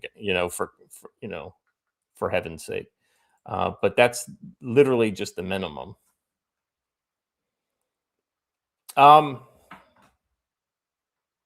Yeah, I just wasn't prepared to sit here and just monologue this. I had some things here that I wanted to throw out to you guys, and I wanted you to help me. Every time I've tried to say something, you've just told me how wrong I am and that I need to be quiet. I have yet to say you're wrong one time, Joe. It's a good time to bring it up, I would say, with specifically this one with the Marxists through the EU that are, like I said in the beginning of the show, I don't know what they're trying to prove or trying to pull with this, but multiple of them trying to launch open conflict with the United States via social media over the weekend over the Elon Musk incident. I have to interrupt because old Hong Kong knows we have a rule. I'm pointing at you, old Hong Kong. We have a rule about you using that word in our presence or on this show. You're not allowed to use the word flaccid around us. Yeah, that's anyway. I didn't know that this actually needed to be said or reminded, but I think the freedom of speech is a good thing and it should be defended. And related to the comments made by von der Leyen over the weekend, when she has to come out and say freedom of speech is a good thing and we're going to protect it by arresting those who say bad things, that tells you she's really not for the freedom of speech, right? Yeah. And I guess that my point is I didn't need a high level treat us all like we're idiots article to tell me this. I already knew it, and so did you, and so did Watcher, and so did everyone in the chat. And yep, we need to do more. We need to do more than just argue online. We need to actually make our voices heard in elections. We need to make our voices heard in town halls. We need to make our voices heard at school board meetings, even if they send the FBI after us. Well, I'll tell you. Pam Bondi's response to all of this was what? Oh, yeah. Well, it's almost like she wants to cut off at the ankles just as we are standing up for ourselves, right? Exactly Yeah. right. I'll tell you the other interesting thing that I Josh. noticed about this real quick, guys, which is when you dig into the Europeans' responses, none of them know about the arrests of the people getting arrested for memes and that kind of shit. I don't know how they don't know about this shit, but they don't know about it. Like a lot of the legislators even that were saying stuff to try and provoke a response from America, they'd get confronted by American commentators saying, well, what about all the, like, what do you mean you guys have free speech? What about all these people you arrested? And the constant response was, what are you talking about? I have no idea what you're talking about. We don't arrest people for memes. Right. It's basically deny reality, right? Like do one thing and say you're not doing it, right? Well, the good news, I guess, here is that America is standing up for itself, right? So rather than allowing the Great Reset and all that kind of stuff to go with Joe Biden, we put Trump back in. Well, Trump's not perfect, i.e., Pam Bondi, and in order to fight against Trump, this is what we have here with this next story. Essentially, what you've got is a color revolution occurring within the U.S., and sometimes it's occurring. It's like we don't know exactly where it's coming from, right? But they're definitely be fairly good at kind of taking apart the right wing at this moment, right? So whether it's MTG and Trump fighting, or whether it's Tucker Carlson basically, drinking the Qatar Kool-Aid, or whether it's, Candace Owens saying that Charlie Kirk's wife had Charlie assassinated. I mean, it's kind of like all of this is like, it's like internal fighting, right? And it's usually, I hate to say it, almost every part of that is some sort of influencer involved fighting. So you have to understand that they're paying themselves by generating this kind of and you got to wonder if there's somebody else out there helping orchestrate this. So, I mean, you guys all know what a color revolution is. We saw them in Ukraine. We saw them in, well, hell, all over Eastern Europe. So what do they do in a color revolution, right? What are the aspects? So I just have a couple here. I thought maybe you guys could provide a couple. So they're looking to portray the target government as illegitimate. So this is all about the whole, Trump's a fascist, Trump's a Nazi, Trump's this, that, and the third, right? I mean, Joe, the January 6th was all about undermining Trump in this way, right? It was almost like, all right, we beat him at the election illegally, but then now we have to make him toxic and to the point where you can never touch him again, and that's what January 6th tried to do. Yeah. Yes, you are correct.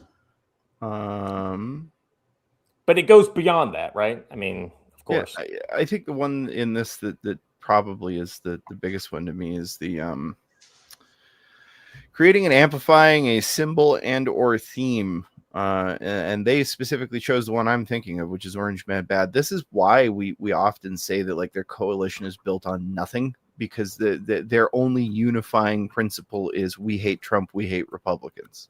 That has been their only kind of thing, and it makes sense now that's a manufactured front, right?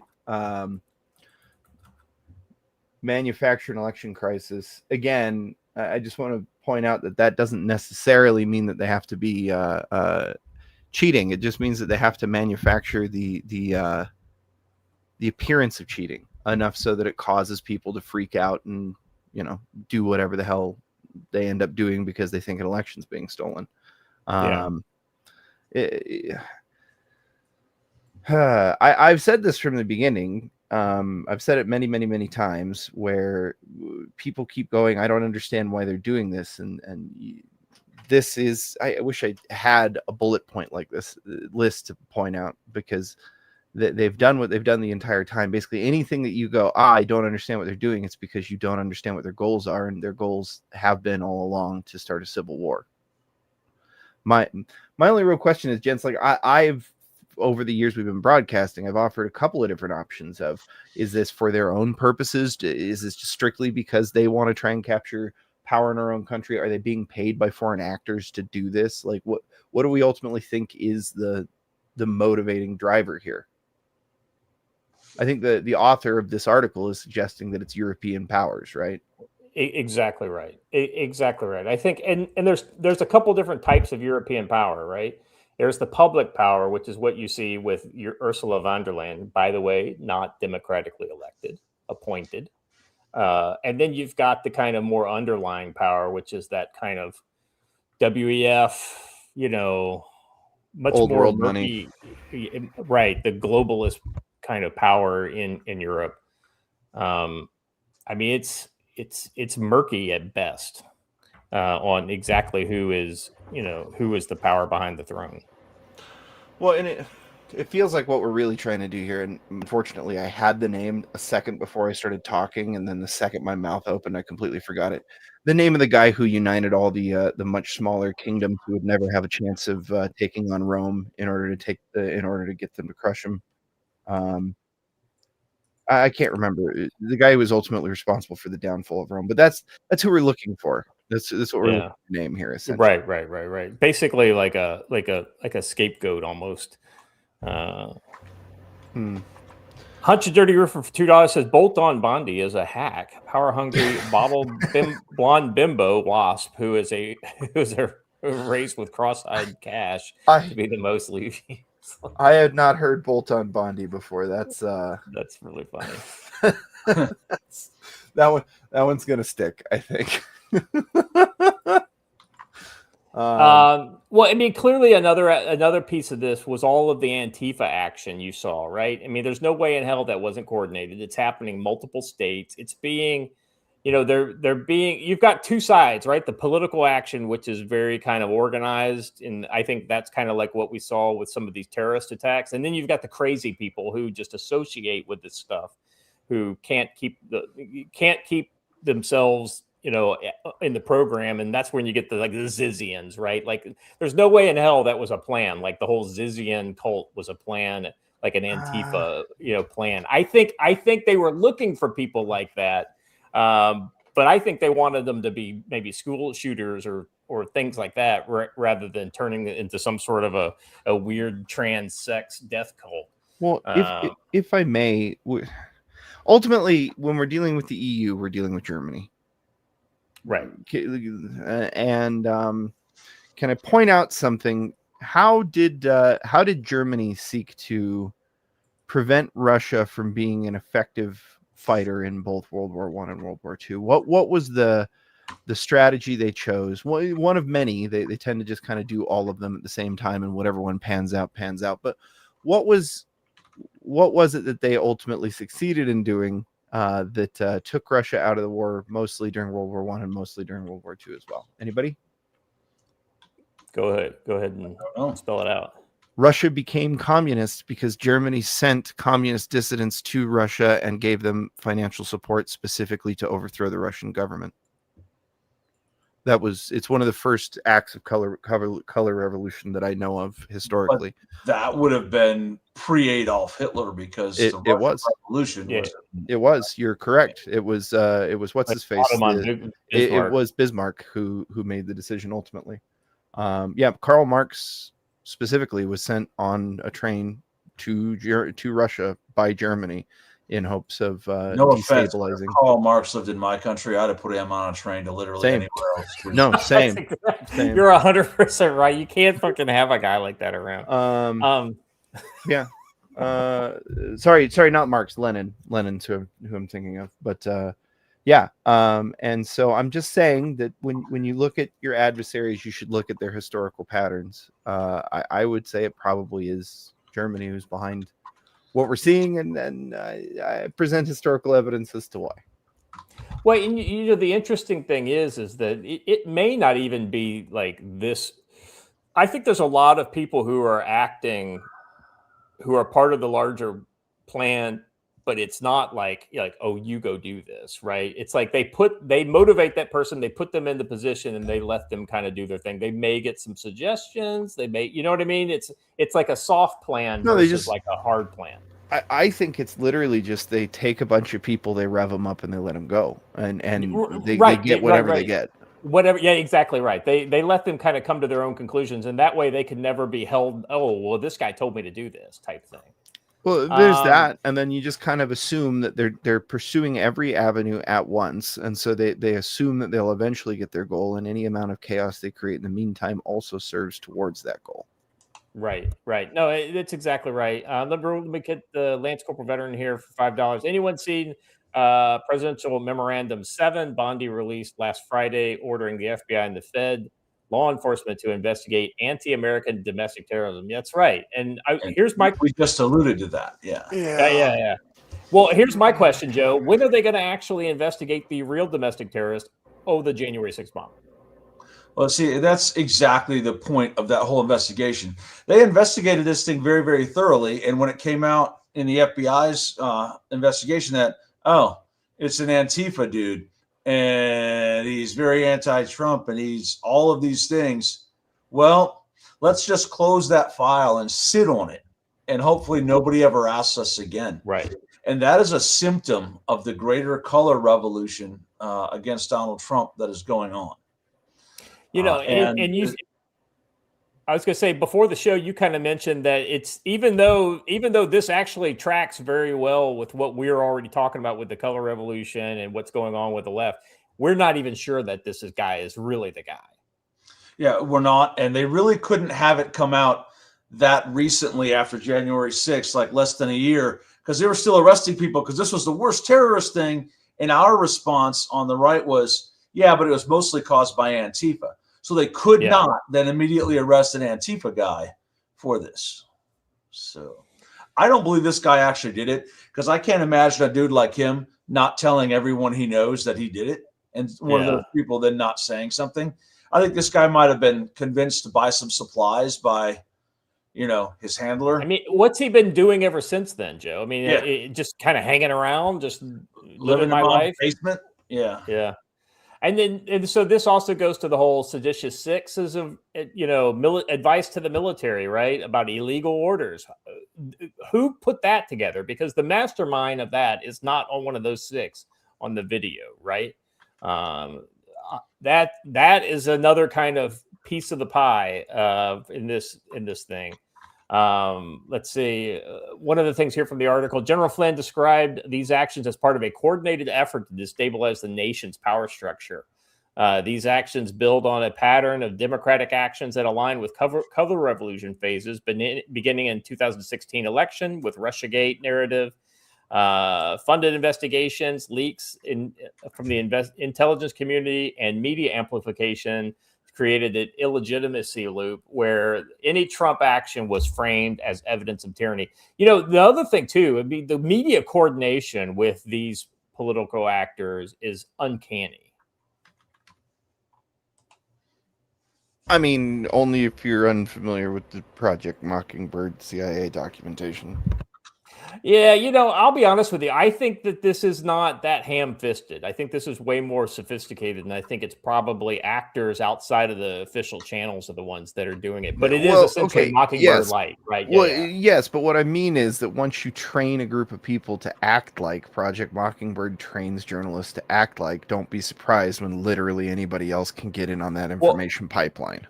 Another part of that is you don't have to feed bad stories to people if you raise them in private schools that are absolutely riddled with national kind of teachers union teachers, right? And then you put them in colleges that are absolutely teaching woke journalism, and then let that person out into the world, and they're literally going to be a suicide bomber for whatever you want them to be, just in the information sphere versus like the physical world of suicide bombers. So I mean, you've got the BLM protests, COVID is wrapped into this. I mean, so if you start looking at all these things as discrete individual events, it's kind of like, oh, well, they don't really have much to do with each other. But you start seeing a through line that takes you through all of these things.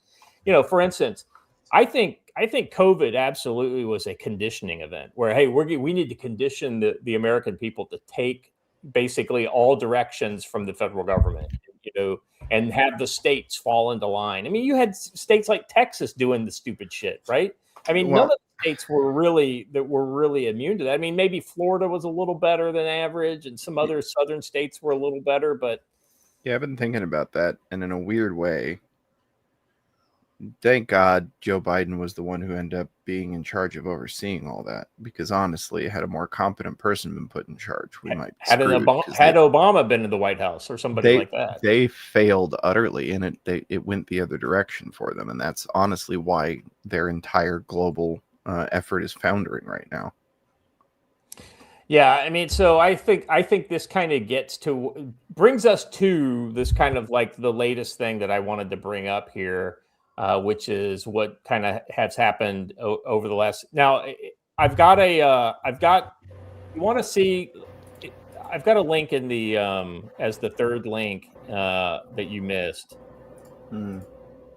Yeah, because there's a lot of "this is Europe, this is the EU" kind of memes going around. So Elon shared this one. I think it was late yesterday. Oh God! Oh wow! I could have used a content warning on that. Wow. Well, this is Europe. This is the EU.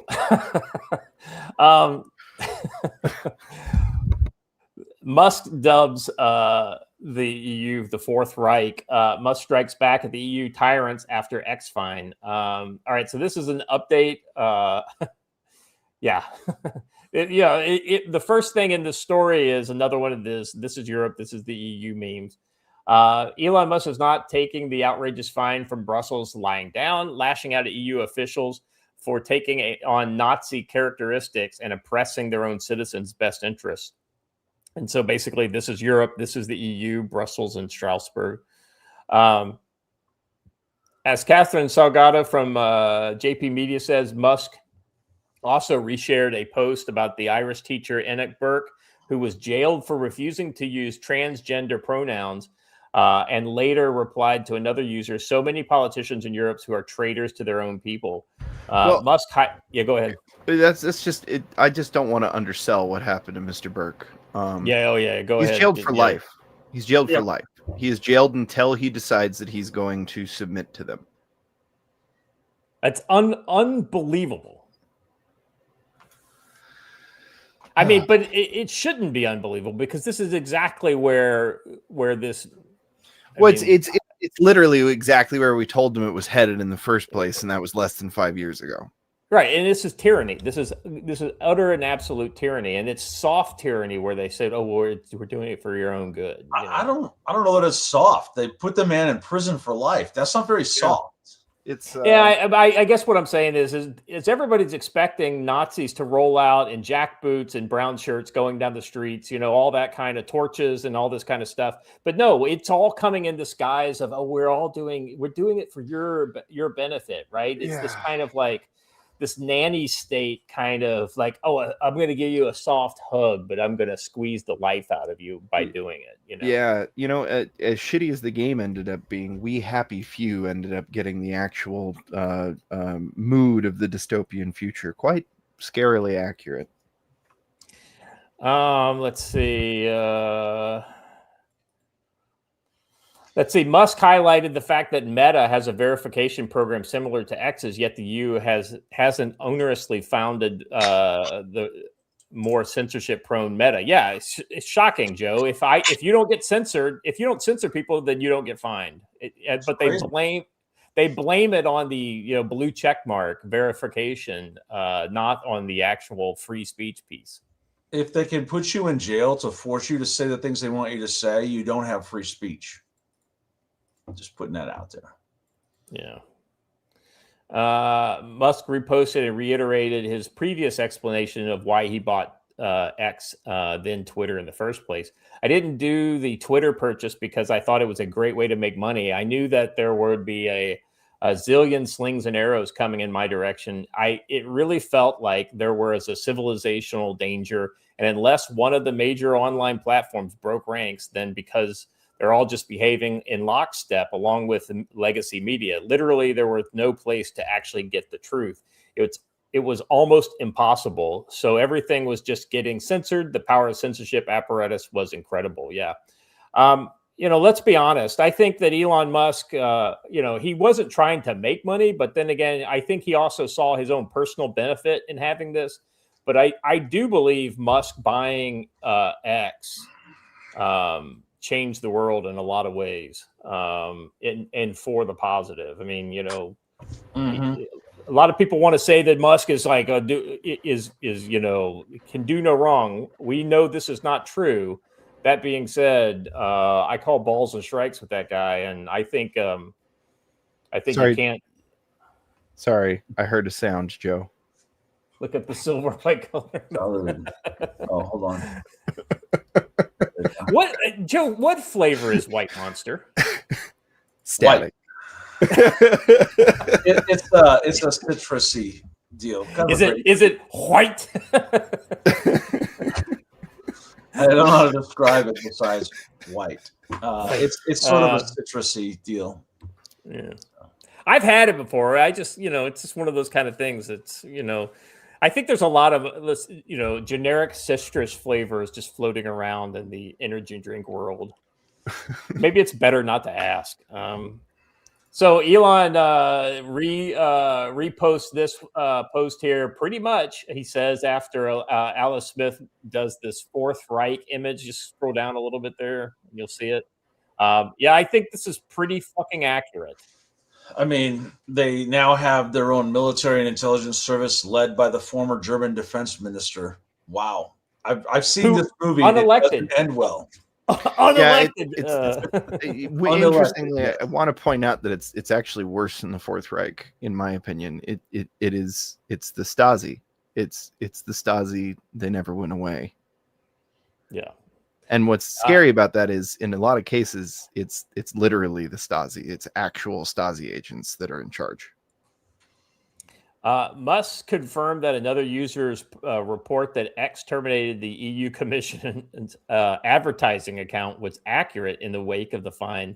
Twitter used to charge around $15,000 per blue check verification, while an X premium subscription is now only a few dollars per month. Oh, are they not going to say why? Because the why they banned them is actually quite meaningful. Oh yeah, because they used a fucking hack to get like a they manipulated their post to make X think that the post was a video, which increases the shares for it.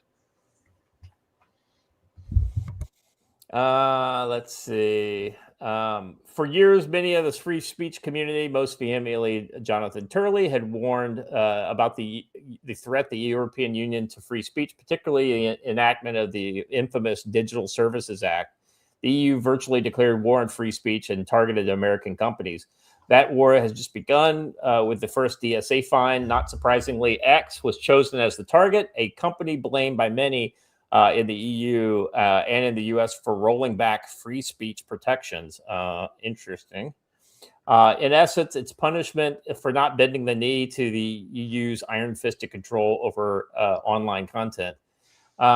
Here's the irony for me, guys, is, they do everything for privacy rights and freedom of speech, or, preserving individual freedoms in the EU, yet it's the media is allowed to say whatever the fuck they want, and individuals are the ones that get suppressed.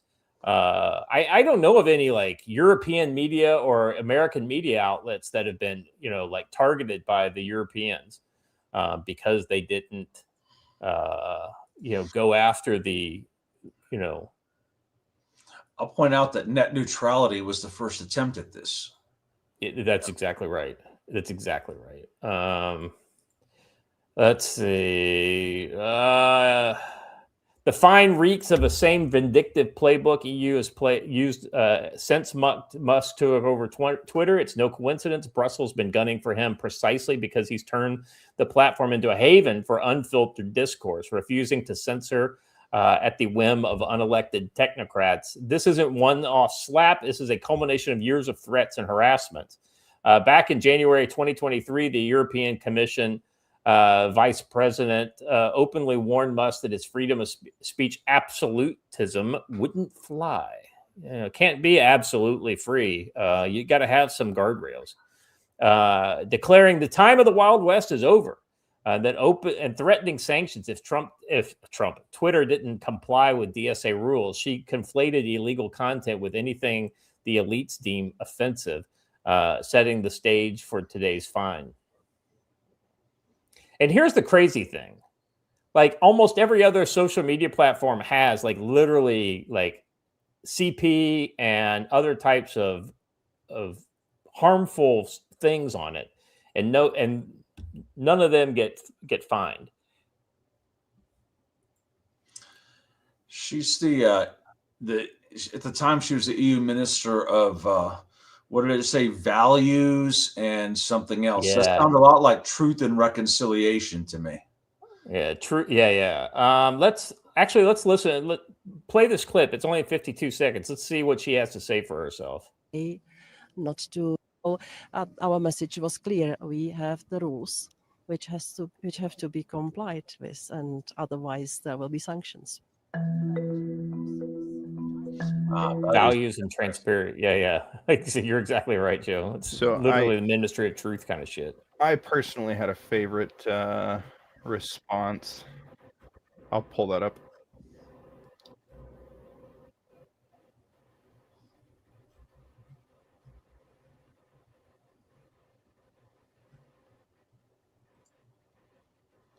Lawyers and sociologists. Oh. That's right. A decent way to not cause big harm to society. I mean, we can't have dangerous opinions. Notion of that is like the most dystopian and scariest thing that you can say, right? We were lawyers and sociologists to kind of shape what you're allowed to say. Nah, fam. I personally had a favorite response here from Jeremy Kaufman. Go back and replay what she said, because we muted it. We were just responding to the words on the screen. To the law firm of Heckler and Koch.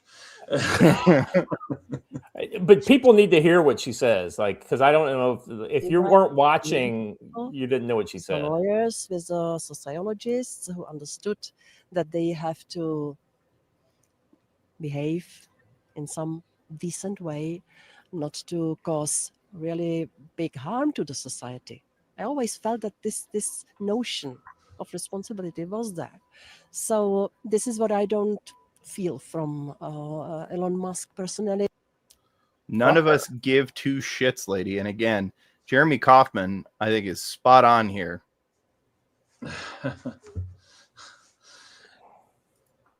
Yeah, that's a pretty scary comment, especially from an unelected bureaucrat, from an unelected body. And but this goes back to that first article, right? Like who these people are, right? What do they want, right? They are faceless bureaucrats.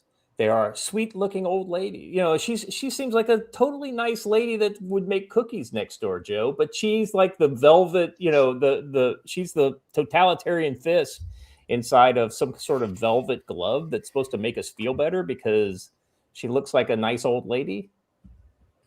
May I say something? Strategy is.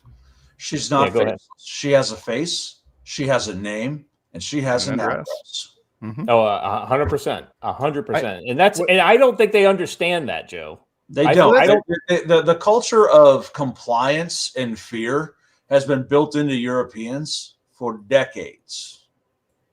Yeah, the part of this I don't get, and I really don't, and I think you must be right that they must just literally be insane. They don't understand the tiger that they're riding. Is what do the elites like her plan on doing? When the nations, will just say, demographics flip entirely, and the people that she's leading are no longer the type that she can just whip into compliance with fear, and are planning on conquering her. Seriously, she thinks that because she's in charge of values and transparency, and she talks about how you have to be nice to these people, that they won't just kill her. They will. Yeah. I'll be very clear too. Yeah, don't. The interesting thing about the EU that I think should just be a standard for all of our dealings with the EU is that that law we drafted up around 2002 for what would happen if an American service member were ever taken by the International Criminal Court. I think that's just pretty much how we should handle all interactions with the EU moving forward. Yeah, this is what's been interesting is a consistent refrain that Elon's been having with these people in public, right? It's like, so if you go down a little further in the story, it says following the, like, this is a EU Thierry what is it, Breton? Yeah, who is an entrepreneur, teacher, and policymaker, France, EU. So this guy is a French. It looks like a woman though. Maybe it's a woman. Anyway, and a policymaker. This is a post that following the terrorist attacks by Hamas against Israel, we have indications on X Twitter being used to disseminate illegal content and disinformation in the EU. Urgent letter to Elon Musk on DSA's obligations. And so he posts the letter, right? And then Elon responds, our policy is that everything is open source and transparent, an approach that I know the EU supports. Please list these violations you allude to on X so that the public can see them. And then the guy says, you are well aware of your users and authorities' reports on fake content and glorification of violence. Up to you to demonstrate that you walk the talk. My team remains at your disposal to ensure DSA compliance. So basically he's saying, listen, we'll meet with you to like help you work this out, right? And then so Elon comes back, we take all actions in the open, no backroom deals. Please post your concerns explicitly on this platform. This is the thing that scares, I think, bureaucrats more than anything, is to have regular people see how they operate out in the open. Yeah, and this is what you call showing receipts. Musk brings receipts showing the the EU sent him a formal letter demanding that he censor Donald Trump during the 2024 U.S. presidential election. Unfucking believable. Look, we're not going to get any different from these people. Somebody in chat brought it up. Like, honestly, the worst thing, the thing that would cause them to like legitimately collapse and their governments to collapse within a few years is for us to just say, all right, we're done with you then. We're pulling out of NATO. Protect yourself. Yeah. I mean, like, I know, Joe, you've said this. I've said this. Watcher, you've said it. Almost everybody we've had on the platform, except for Patrick Fox, of course, thought that U.S. is done with NATO. Should be done with NATO. We should have pulled out decades ago. OTAN, right? Which is the French acronym for NATO. Yes.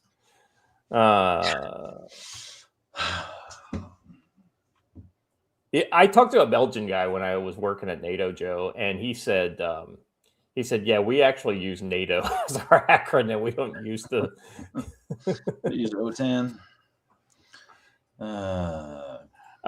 Let's see. Since Musk's acquisition, X has become a battleground for free expression. The find doesn't exist in a vacuum. It's part of a chilling pattern of EU overreach that threatens privacy and free speech across the continent. Then there's Brussels' aggressive enforcement tactics. I mean, they've, and then, Joe, like, you can't get a more emblematic picture of the enemy we're facing. If you go down a little further, Watcher, then right here.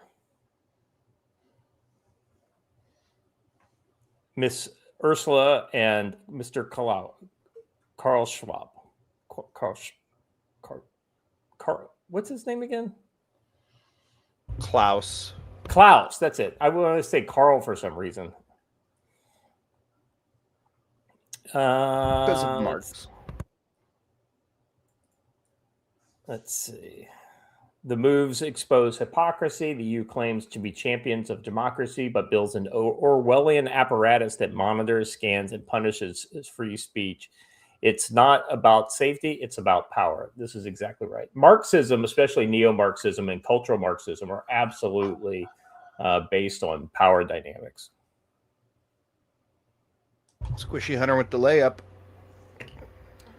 Everyday Heinlein's idea of governance seems like a better idea. Would you like to know more? Yeah. Service guarantee. Would you like to know more? And then here's a response from J.D. Vance on the 5th of December. Rumors swirling that the EU Commission will fine X hundreds of millions of dollars for not engaging in censorship. The EU should be supporting free speech, not attacking American companies over garbage. Somebody pointed out what would be an actual workable strategy for this. They can declare fines on Twitter. We can declare, like, they're essentially claiming that their laws apply to us. We can claim that they're violating the Second Amendment and fine them double the amount that they're trying to fine Musk, pay their fines with the EU's portion of half the fines and give the other half to Musk. Mm-hmm. The EU is not subject to the First Amendment, so you really can't do that. Neither are we subject to the EU's laws. No, it's actually different because Twitter operates in the EU, so it is subject to EU law. Right. What Joe's I right. would do is go scorched earth and say, okay, we are turning off Europe's access to X. Watch the EU change their mind in less than 48 hours when their citizens can't get on X. Or even better, Joe, like their citizens start going around their laws with a VPN, right? Yeah. And so, and they either have to go full CCP kind of levels of draconian totalitarianism, or, well, no, that's what I'm saying. They would have to choose a way, and they haven't gone that way yet. They haven't chose that route yet because they're trying to be soft, right? Like I said, it's this. But we should force them to make the choice because that causes friction inside their own countries. I agree with that. I think that's why I totally endorse what Joe just said. They got to cut them off. Yeah, that's the best way to handle it. Plus, let's all be very honest. I would be the only group it would make me happier to see just completely off of my entire timeline, apart from the Indians, would be the Europeans. I don't need it. I don't need you telling me. Do you have any idea what you think? You think you know how bad the American image is in Europe, but you have no idea. Let me tell you. No, I don't. I don't care. I don't care to hear your opinions about anything ever. I've never cared to hear Europeans' opinion about anything ever. The irony is the number of Europeans that realize now what they've done to themselves and are like, looking longingly at American freedoms. I mean, just look on YouTube and look about like U.S. like British man comments on U.S. U.S. military or something like this, and they totally glaze the U.S. Right? They're basically saying, "Oh man, the U.S. is amazing. Look how big this is," or whatever.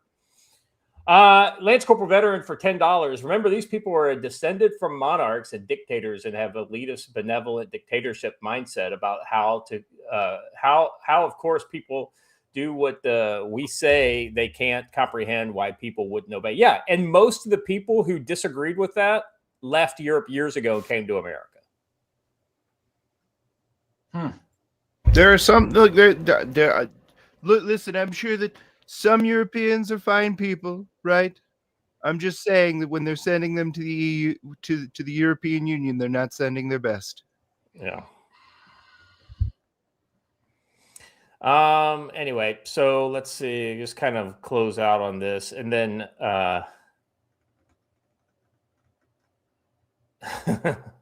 so we're gonna censor him, but we'll blame it on the blue check marks. This, as Ursula looks longingly at George Soros's son, sitting right there. Somebody mentioned this the other day. Like, hate him all you want, but like the way that he makes all these world leaders take pictures with him, and he's like in a domineering position over them. It is somewhat of a power move that you do have to at least acknowledge. I mean, it just goes to show you that Europeans are naturally subservient to anybody who's got a big set of balls. Pretty much. Isn't that photo next to her? Yeah. It's I mean, come Alex Soros, yeah. The most evil people in the world, side by side. I know. Well, no, Joe. I got you. I got one up on that one. Go back up, because I don't think you saw this picture, Joe. There we go. Da-da-da. Yeah, shocking. The gang's all here. I know, right? She loves hobnobbing. It's like this is going to be like the Nuremberg trials. Eventually, you're going. I didn't take that picture on purpose. I didn't know who he was. So somebody brings something up, and I'm just going to say real quick. She says, "Is she on Ozempic?" I will say I have noticed this about a lot of the evil clique set. Is that a lot of them until very, very recently were incredibly fat, and then all of a sudden they all got thin. Oh, I think it's 100%. I think it's Ozempic. I think that's exactly right. EU find X 220. X became more popular. X became #1 news app in every EU country. Oh, that's so funny. And then, I mean, he's going full on like scorched earth though when it comes to EU, which is exactly the right. That's the right way for him to go. And once again, if they don't blink on this, I think Joe, you're right on the money. You just basically turn off service to all of. But here's the thing: you don't turn off service. You don't geo block Europe from the standpoint of like you can't use a VPN. You have to let them use that VPN. So it's like they'll still use X, but they just won't do it from their home account. And that's how you suspend every EU or European government's X accounts. Yeah, 100%. You basically ban them all, or you shadow ban them into oblivion, right? Like to where 100%. Literally they can get like 10 views a day, which actually might be more humbling. I want to take a moment and do something uncharacteristic. Chat, if you've been listening for years, you know my opinion about most Leafs, which is why I have to say that your Arctic boy, should you not be able to make it over the border to get that nursing job in Montana when this happens, we'll figure it out. Buy some snowshoes. All right. We'll the chicken roosts in the pines at midnight. Understand? I was gonna say, are we planning an extraction mission now for your Arctic boy? I mean, if only there was a camp just over the border where we could hide somebody. I'm just saying that if there were a Canadian that I would think about it for, it'd be your Arctic boy and what? Oh, I'm so sorry, I'm bad with names, but Darren. The other Canadian, Darren, you as well, Darren. And your Arctic boy, you can even have Darren's ammo.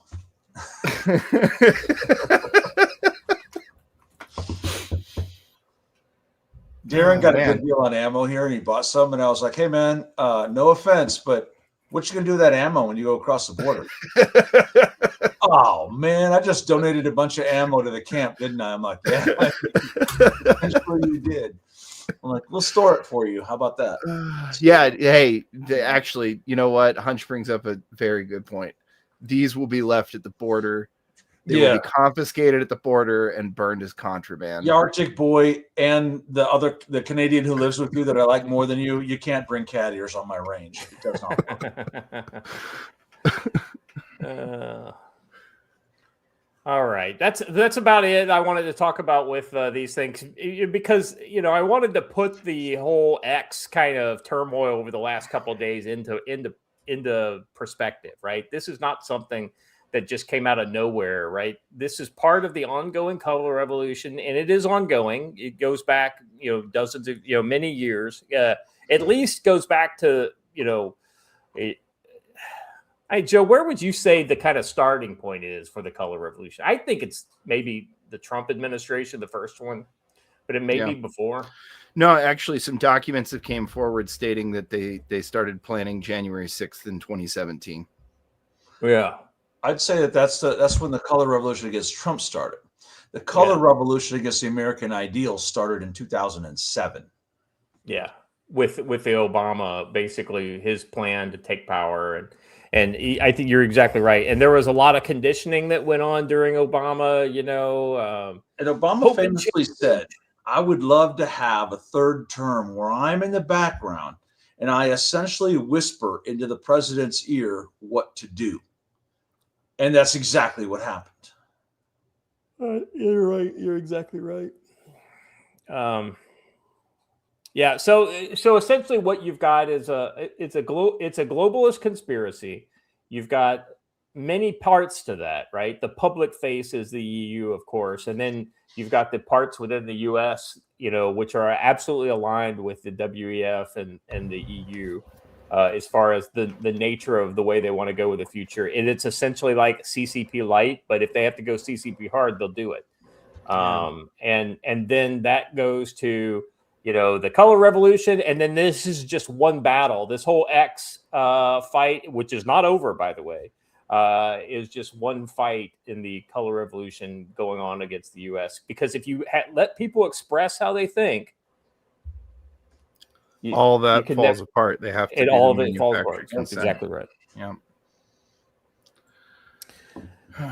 Gentlemen, I appreciate you. I know, like I said, I know this was a little more of an esoteric kind of thing. And you're right, Joe. I mean, this should be absolutely old hat for most of our audience, but you never know when we're going to get somebody new in. And I think it's always good to kind of level set the room before we kind of go down the yeah.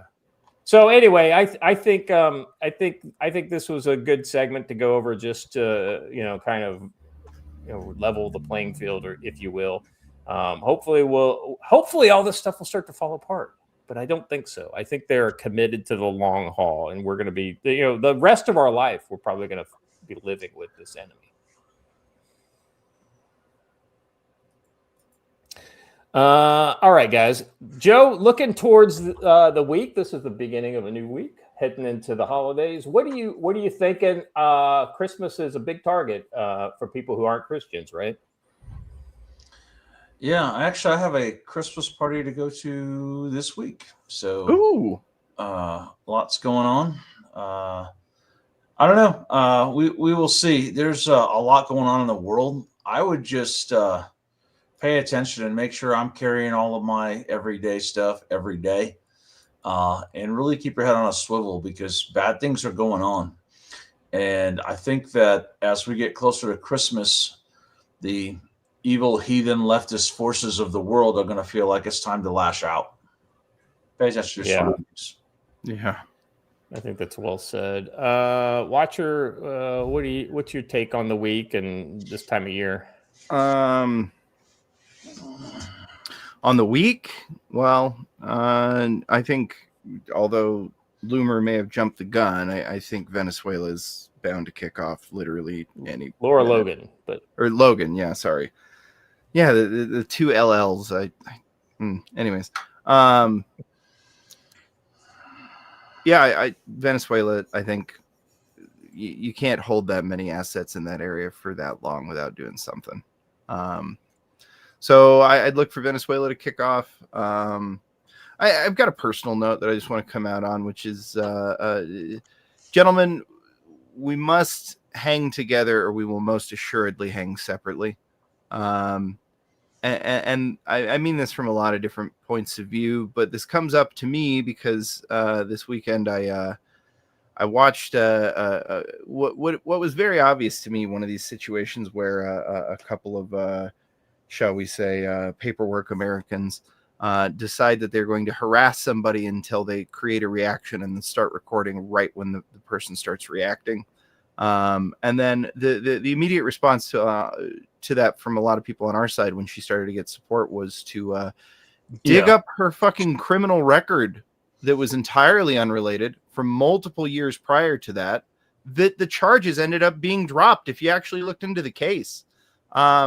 What? No, gentlemen, so what are you talking about? Oh, the girl in the Cinnabon store.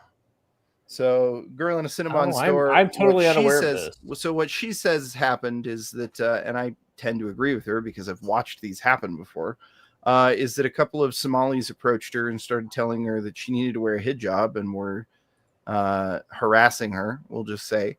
And she had a very inappropriate freak out and used the power word. The power word. So Cinnabon fired her, and now a bunch of other people are going after her, and she started a GoFundMe and raised a bunch of money. So good on her. I want to point something else out about the use of that word. Her case was significant, but not as significant as one from the other side of the country, out of Washington State. God, yes. Where there was a stabbing, and one man stabbed another. Oh, Scott, hold on, Scott. The sentencing happened this week. The court case happened. Let me finish the story, and then you'll get it. Yeah. There was a stabbing, and a urban scholar stabbed a guy. And after he was stabbed, the guy said, "Oh, you," and then he used that word to the person who had already stabbed him. Yeah. The court has now ruled that that guy acted in preemptive self-defense to the guy later calling him an N-word. Because the After guy he's been The jury, stabbed? yeah, after the jury. he was stabbed, therefore he was not guilty of felony assault or attempted murder. The jury let him off. Yeah. So it's now a preemptive thing. They can just stab you because you might someday say that word. I'm just looking at this Cinnabon lady. She needs to go find a job in like, Tennessee or Kentucky, Well, and she listen. Well, you know. for sure. And a lot of people want to bring up all kinds of stuff like, oh, she turns out she voted for Biden. Yeah, that's an excuse for what happened to her, isn't it? Yeah, the guys who harassed her totally knew that. Like nobody said she was a hero. Yeah. But what happened to her was wrong. Yeah, people like that don't deserve to have their entire lives nuked because they don't have they don't pass some purity test, right? Also, let's be clear. She's in her late 40s working in a Cinnabon. Nobody thinks this is a Rhodes Scholar. Right. Is she like the manager? No, she was a shift worker. Oh, shit. Like, obviously, shit's not going right in her life, okay? Yeah. Wow. All right. Yeah, I mean, I get the feeling that somebody's gonna sue her probably eventually. Like one of these idiots that filmed her is gonna sue her, and she's gonna need all this money just to defend herself. Almost definitely. And this is my point, right? Like, I don't really care what her legal situation was prior to this.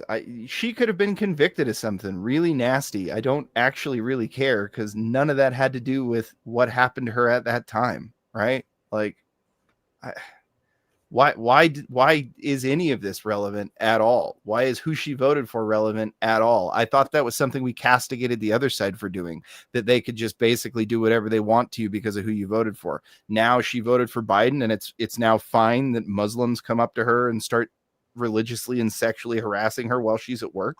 Yeah. I don't a lot of you need to, and this is people on our side of the fence too. And so I'm just saying, a lot of you need to figure out who you're watching, figure out who you're listening to, and some of you need to pull your head out of your ass. Yeah, I just think there needs to be a lot more grace in the world, regardless of where you're pointing it at. You know what I mean? Yes, there could be. There could be. Yeah, it's the double middle finger woman, Billy Blogs. Yeah, they were Somalis. Yes. Of course, a lot of Somalis in the news lately. Well, and specifically a lot of Somalis with these people. Well, and specifically a lot of Somalis who do this exact thing. It's almost as though it's a strategy that's been discussed within the community to harass somebody to the point where they're going to react and then only record their reaction. I think it'd be better to call him a skinny than the other word. So floppies. Yeah. That takes me back to a little Black Hawk Down right there, Joe.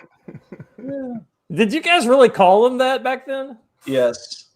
Well, they were there to feed them after. Or prior to Black Hawk Down, they called them skeletons because they look like skeletons. So.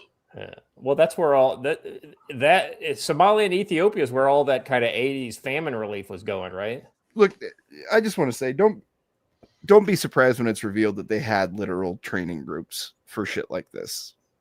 Both the operations to defraud people and the operations to try and make people look racist towards Somalians and all this kind of shit. Like, do not be surprised when it turns out that the people who have an average IQ of roughly 70 needed to be coached and trained on how to do all this. And therefore there will be training material and there will be people who have all it. Yeah. All right, guys, that's all I got for today. Thank you for being here. Thank you gentlemen. Thank you for spending my birthday with me. I appreciate you. Happy birthday. Chat, you guys were awesome as always. I think I got all this. Actually, Scott, I do have one birthday question because you brought it up. What game are you playing these days? Honestly, I've been playing a lot of CK3 lately. Pretty good. Yeah, a good game. I mean, my daughter got me into it, shockingly enough. But yeah, that's a fun game. You know, it's if you're into like medieval history and all that kind of stuff. Yeah. Dynastic politics. Yeah. Yeah, they just added an expansion for like Korea, Japan, and China. So I will warn you, there is one other type of person who's into that game, and they're not into dynastic politics or anything like that. People who like to break games really like that game because you can do really weird things with that game. There are two different opinions going on in the chat right now. One is that you are 40, and one is that you are 65. So, well, I think those two. I think those are two different groups of people who have seen Scott with and without Scott's hat. Yeah, Scott is 25 in Korea and 65 in America. Yeah. So here's the question, though: do you celebrate your birthday based upon the Korean date or the U.S. date? Because you're on the other side of the international date line. Yeah. Now that's so Korea date, but shockingly enough, it was after. I would say it was probably. So we had dinner around 7:30. So it was like 5:30 in the morning. Your Eastern time when we had dinner. So yes. Yeah.